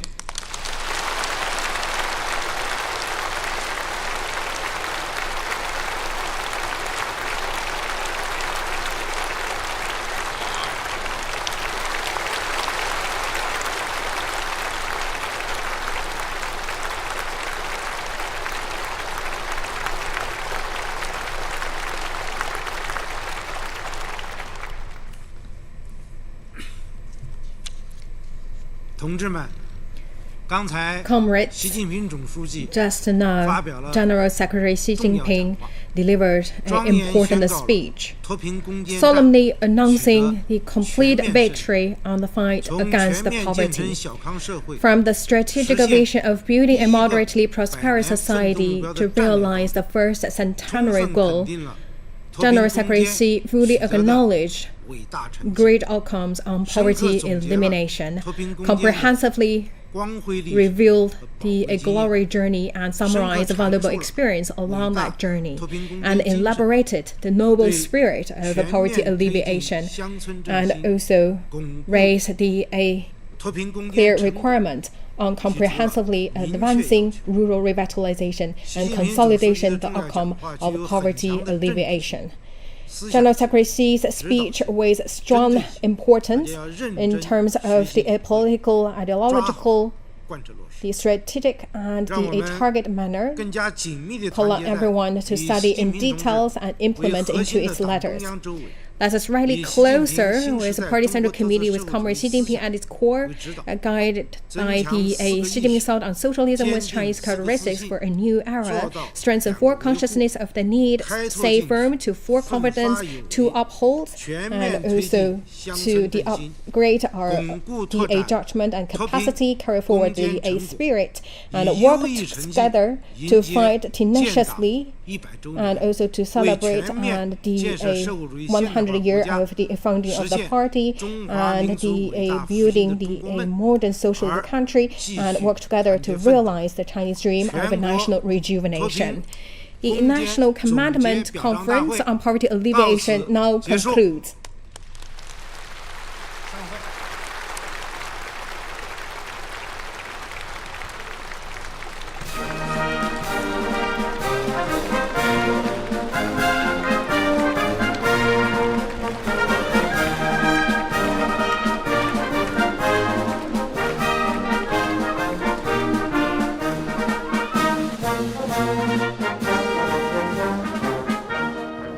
So a moment there of celebration and gratitude for China after a multi-year campaign with billions invested in new infrastructure, loans, subsidies, armies of officials and volunteers deployed across the country. Chinese President Xi Jinping there from the Great Hall of the People declaring victory over the country's war against poverty, calling it an incredible miracle and also a great glory for the Chinese people. Exactly, Ash. Actually, it's a big day for us to pay our tribute and respect to those unsung heroes. They are from different walks of life, for those recipients of this award, but they have one thing in common, which is their great contribution to achieve this major goal and major victory, actually, of poverty eradication, and more importantly, help us get on the path of common prosperity. Actually, Jonathan, there have been so many friends here in China and also in other countries around the world asking me about how does China, such a huge country with a population of over 1.4 billion, and also with such a complex situation, given the extensive landscape that it covers. So I think the answers really lies in here. In today, the speech of President Xi Jinping is about the all-round efforts. It's about those unsung heroes who have climbed the highest mountains, walked the toughest roads, and traveled to those most remote villages and live in the homes of the most extreme people. I think those are the cornerstones that really help us to achieve the goal of poverty eradication. Without question, the country and its people have changed radically over the last few years. Let's bring in our guest here to continue this conversation. Professor Zhang Gong, we just heard from President Xi. What were you most struck by there? Well, you mentioned the keyword human miracle. That's what he said, right? This is going to be a popular phrase from now on, I think. I mean, it's indeed it's a really a great achievement. He's talking about 10 million people a year lifting out of poverty. That's the population of a mid-sized country, as he said. Another thing that strikes me is that, not striking me, but actually I think it's very important to underline, is that he connects the poverty innovation with socialism. He said that this is going to be a major component of the Chinese dream of national rejuvenation, right? Nobody's going to be, no single person to be left behind. So it's the most fundamental cause of part of the socialism cause, I think. So I think this is something that sort of strikes me. Another thing is he mentioned is that he said this shows that CCP, the Communist Party's unparalleled capability to organize, to mobilize, and to execute. So I think this is also very important. This cannot be done, cannot be achieved without the leadership of China's governing party. I think these are the three things that come across in my mind right now. So what about you, Dr. Shu? What really impressed you the most during this speech?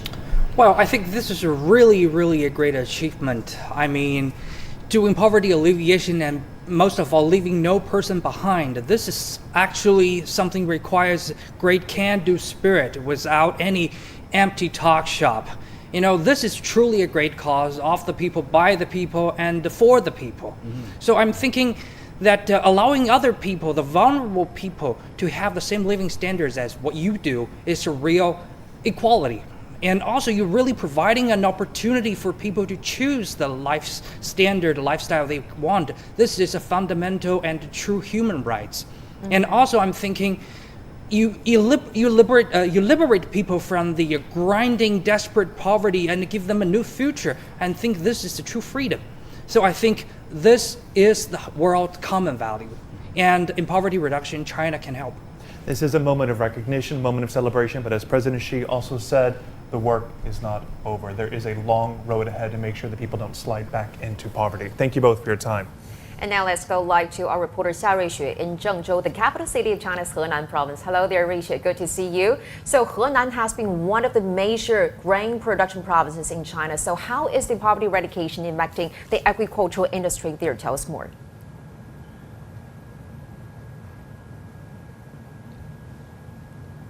Hello, Zhou-Yun. Henan is China's most populous province. It's well known for its agriculture sector.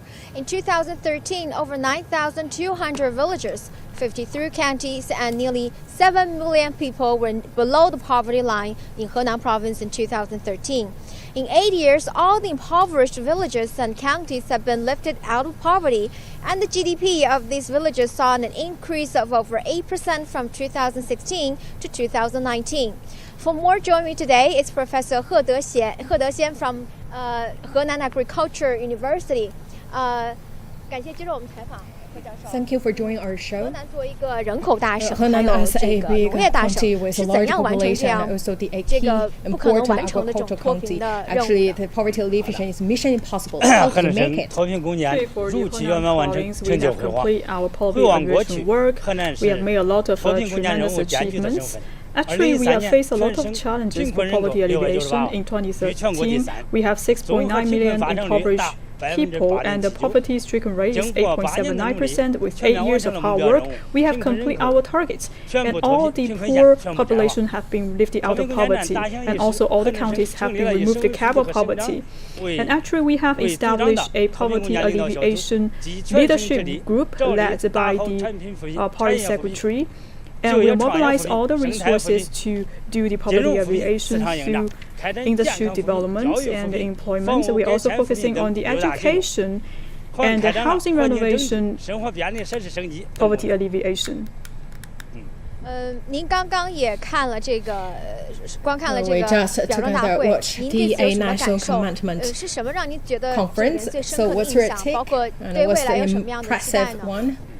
Anything you like to say for the future? For the poverty alleviation, we have gained a decisive victory. There are countless and touching stories. We have many outstanding collectives and models. And today we have the National Commendation Conference happened in Beijing. And also General Secretary Xi Jinping present the awards to these people and also deliver a keynote speech were quite encouraging.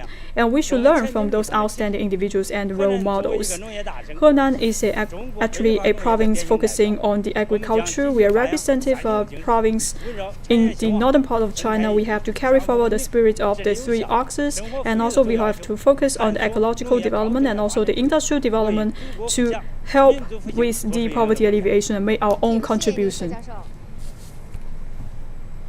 It may look like a mission impossible for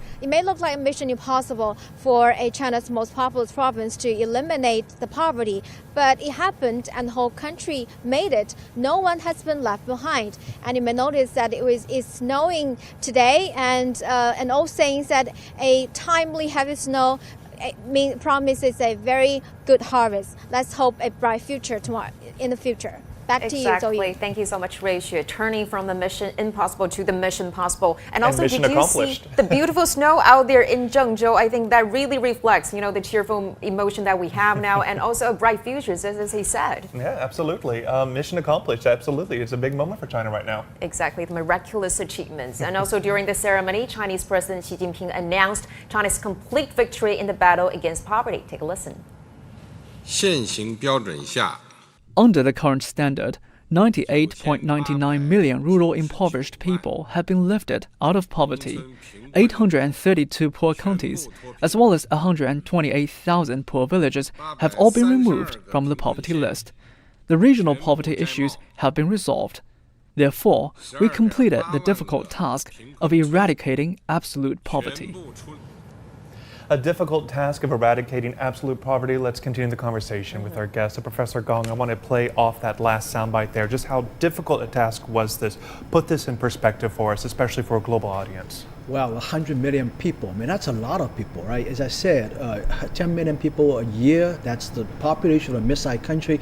And you're talking about, lifting the entire country's population, mid-sized country's population out of poverty within just 1 year. I mean, that's really a tall order. And I think to put things into perspective, China's contribution to the global eradication or alleviation of poverty is just immense. Like, almost like 70% of the total world's population, impoverished population, is now gone, and due to China's efforts. So I think this is, using President Xi's own word, it's a historic victory, major historic victory. That's what he said. Mm-hmm. So I think in that sense, it really puts things into perspective. And I think moving forward, China's poverty alleviation is only going to contribute to the global, effort to give people a decent life, let people living in dignity, and this is especially important from a global perspective, I think.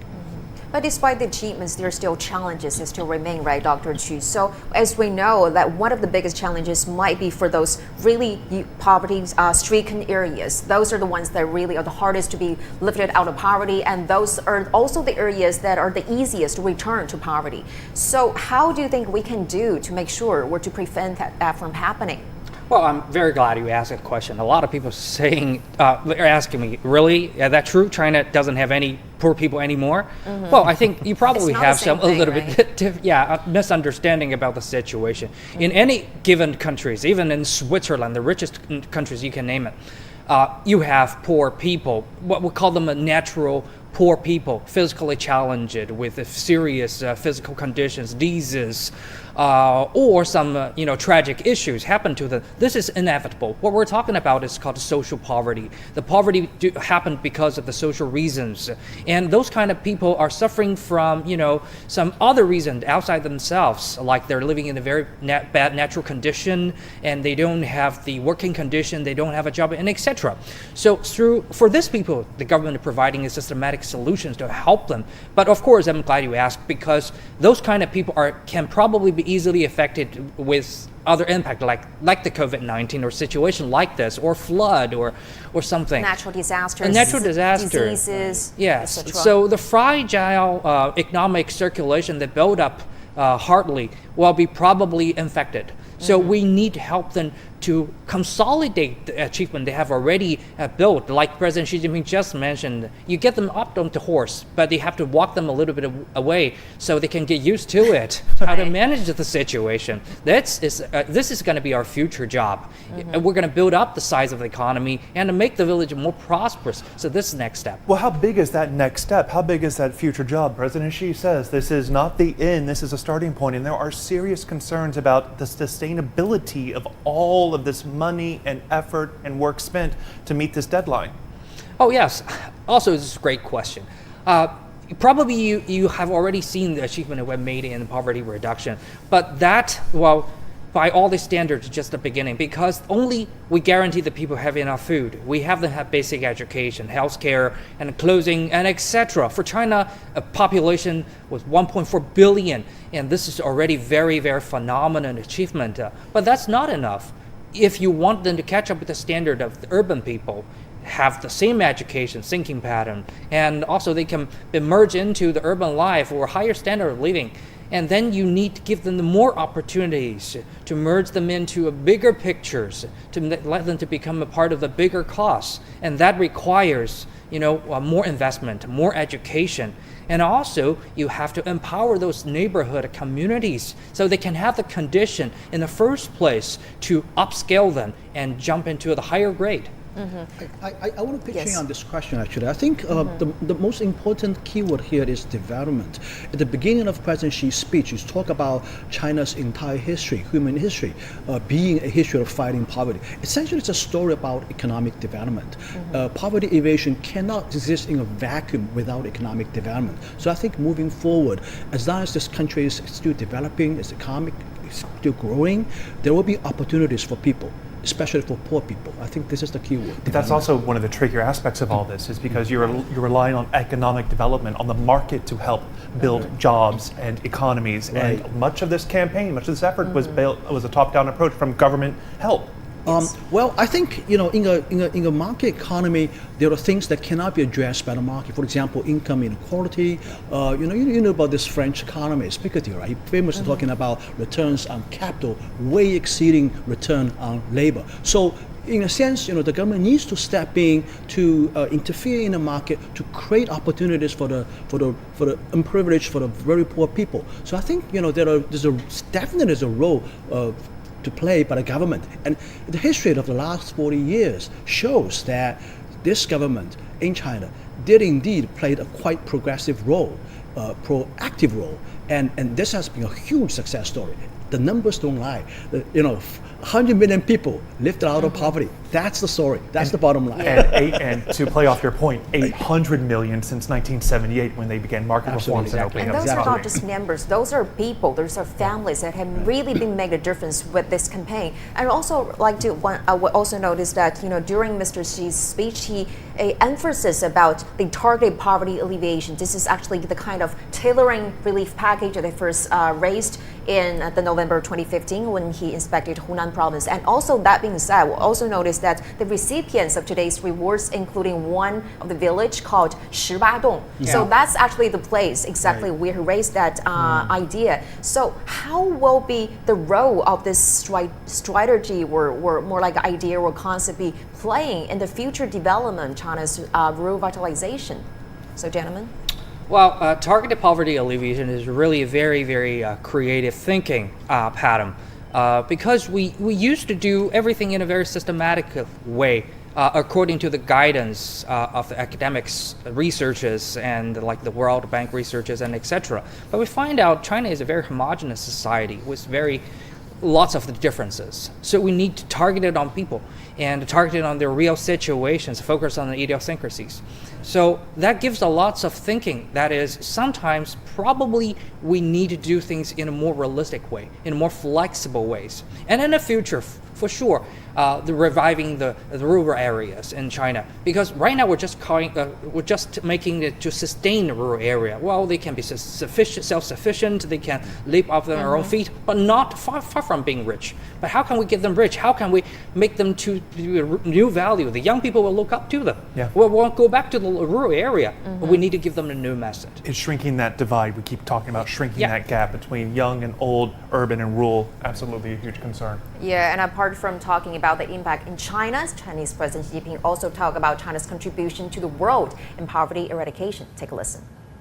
创造了减贫治理的 We have created a China model for poverty reduction, and we've made great contributions to global poverty reduction. Based on the current poverty standard, 770 million rural people have been lifted out of poverty in China since reform and opening up began. And according to the international poverty line set by the World Bank, China accounted for 70% of the world's total, which were lifted out of poverty. China achieved the poverty reduction goal set by the UN's 2030 Agenda for Sustainable Development 10 years ahead of the deadline. So China met its goal, now maybe a new goal they'll have to meet as the country continues to develop and grow. So Professor Gong, let me ask you that question. I mean, what do we need to look forward, moving forward? What is going to be the biggest challenge you think China is going to face as it tries to keep these people out of poverty? Well, aside from, of course, the local government's leadership role in terms of developing the economy, I think one thing that's quite important to me is that to keep the current sort of the political apparatus established, particularly for this purpose. Remember, we talk about precision. He said precision, poverty alleviation with precision. Exactly. What does that mean? I think one thing very important is that China has developed a sort of a grassroots organizational structure, very much associated with the government, geared towards this, right? And this is precisely, I think, the most important component of the China model he was talking about, President Xi talking about, the China model of poverty alleviation. And I hope this political system, this political apparatus will keep in there, not just as sort of an ad hoc thing, just for the poverty alleviation for a moment. It will keep functioning, move on, keep functioning, take the same role, still helping people. still organizing, mobilizing resources to help these poor people. And I think this is something that I'm hopeful that will keep there moving forward. And just to be clear, are you talking about the local effort with villagers and officials keeping track of individual households? Exactly. They develop a database. It's down to each individual, down to each household. Where does he live? Which I think a lot of people don't fully realize, just because we've been in this village. We've seen this firsthand. It is every home. Sometimes there are signs outside the door listing how much money they make, how many people live there. So you're saying that approach, that hyper-targeted approach. Precision, right. The precision. You worry about that dissolving after the victory parade here. Exactly. I hope that in the future this thing will keep going because poverty is an ongoing thing. It's a moving target, right? It's a moving. It's a relative term. It's a relative term. So this I've been talking about this organizational apparatus will keep functioning there. Will keep taking its role in helping these people. There will always be poor people, relatively speaking, there will always be poor people, and they always need help. In any society, as you said, even in Switzerland, right? I mean, this is the richest country in the world. There are poor people. Well, actually, one thing that really impressed me during President Xi's speech is that he said the sunlight of the campaign shines in almost every corner of China, no matter how remote or mountainous they are. And now with China achieving this goal, but there are still many countries around the world still need to be lifted out of poverty, the people there, the villages there. So I want to ask Dr. Chu that what kind of international cooperation and efforts can we do here to make sure those sunlight can somehow shine in those corners if we need help? Great question. As I mentioned, I think the most important lesson and experience we have ever earned through this endeavor is that there is no one experience, no one model. You just asked a question about how can we be sustainable in the poverty alleviation in China as well as in the rest of the world. The solution, we find out there are many solutions. Well, in some countryside, we find they can become a net influencers village. They sell lots of the products of the agriculture, successfully become super rich. And some other villages I've been visiting too, 5 years ago when they're grinding poor and extremely poor, and after 5 years, they find out in their mountainous area is super fit for planting kiwi fruit, which is precious in China. Not many places plant kiwi fruit. So that household, personally, they made 1 million yuan, roughly about $200,000 a year. By any given standard, that is very rich in all over the world. I get shocked. You earn much more than me, bro. And so we find out there are many solutions for different situations. So China can help in this. It's because we believe in your strengths, your specialties. We go to some African countries, we find out that they're very amazing in making bamboo furnitures, because in that African countries, they used to burn the bamboos like a fuel. Totally waste. And now they use the bamboo, they use technology to make the very environmental friendly furniture sell to the European market. Guess who made a lot of money and get out of poverty? And some other countries, fishing industry. Some other countries probably like the cotton planting and textile industry. Every country will have their own solutions, and we can help. So I want to offer a cautionary note, though. I think what's important here is that China is not going to impose its model, impose its way of doing things on everybody else. We're not going to go on the road to say, look, you need community organizers, you need this database, but we're not going to do this. But I think it's very important that we don't mind sharing our experience. This is how we actually do it. And each country is different.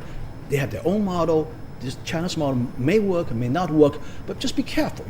Listen to our story. It doesn't hurt to listen to our story. So I think this is the difference between sort of exporting China's model versus sharing our experience. Okay, I mean, you're an expert. You know what's going on here. What do you think is one of the biggest takeaways then that China accomplished that is actually reasonable and could work in developing countries? Well, I think, again, I want to talk about two things. One is the development story. It's indispensable with development. Any government talking about poverty alleviation needs to be laser focused on economic development. That's the first thing. Second thing is what is that when you say economic development? What do you mean by that? That means that the government takes a leadership role in finding investment, for example, in cultivating a good environment for investment, for example, devoting resources to economic development versus political infighting. Okay, get away from political gridlock, stuff like that. Laser focused on economic development. That's the first thing. Second thing is that the precision thing I talk about. That is to the government can play a role in terms of organizing local resources, mobilizing social resources, societal resources to sort of do things sort of in a very precise way, targeting each individual, targeting each household, and using other resources to help people. So I think my biggest getaway from learning China's experience are these two things. And I think if I want to share with other people, share with government officials, as I often teach to government officials from other countries, I will mention these two things. These are critically important, and I think it's a success recipe here. And also, if we zoom out a little bit and see from a more comprehensive picture, so Dr. Chu, how do you see the impact of China after it completed its goal of getting rid of extreme poverty mean? What does it mean to the entire campaign, like worldwide, for poverty eradication? Well, I think one of the very important impact to the world is the impact to the mind. A lot of people have the superstition that are saying your country cannot get out of the poverty because you don't have a good natural environment. Your country or you people cannot get out of the poverty because your people are not good enough. But actually shows up if you motivate the people, if you empower the people, and if you put the right technology and working mechanism into their hands, they can do it. And it shows up if it works for more than hundreds of millions of people for a country with 1.4 billion population. I think it works for most of the world and parts of the world. And I think you nailed it right there. It's when the people are empowered, whether that's with education, resources, investment, they can make the best decisions for themselves and oftentimes lift themselves out of poverty. We're going to leave it there. Professor John Gong, Chu Jiang, thank you both for your time. We appreciate it. Thank you so much. Well, after 8 years of hard work, China has eventually lifted over 830 impoverished counties out of poverty. And that's not the end of story. It's just the beginning of a brand new chapter. And the government is also mapping out a blueprint for people's better well-being. And we'll be here covering that brand new chapter. But for now, this is special coverage of the ceremony honoring those fighting poverty in China. We're going to leave you with a story outlining the work of many people in China. I'm Jonathan Betts. I'm Zoe Yun. Thank you so much for watching. And coming up next is Global Watch. Thank you and stay tuned for more updates on CGTN.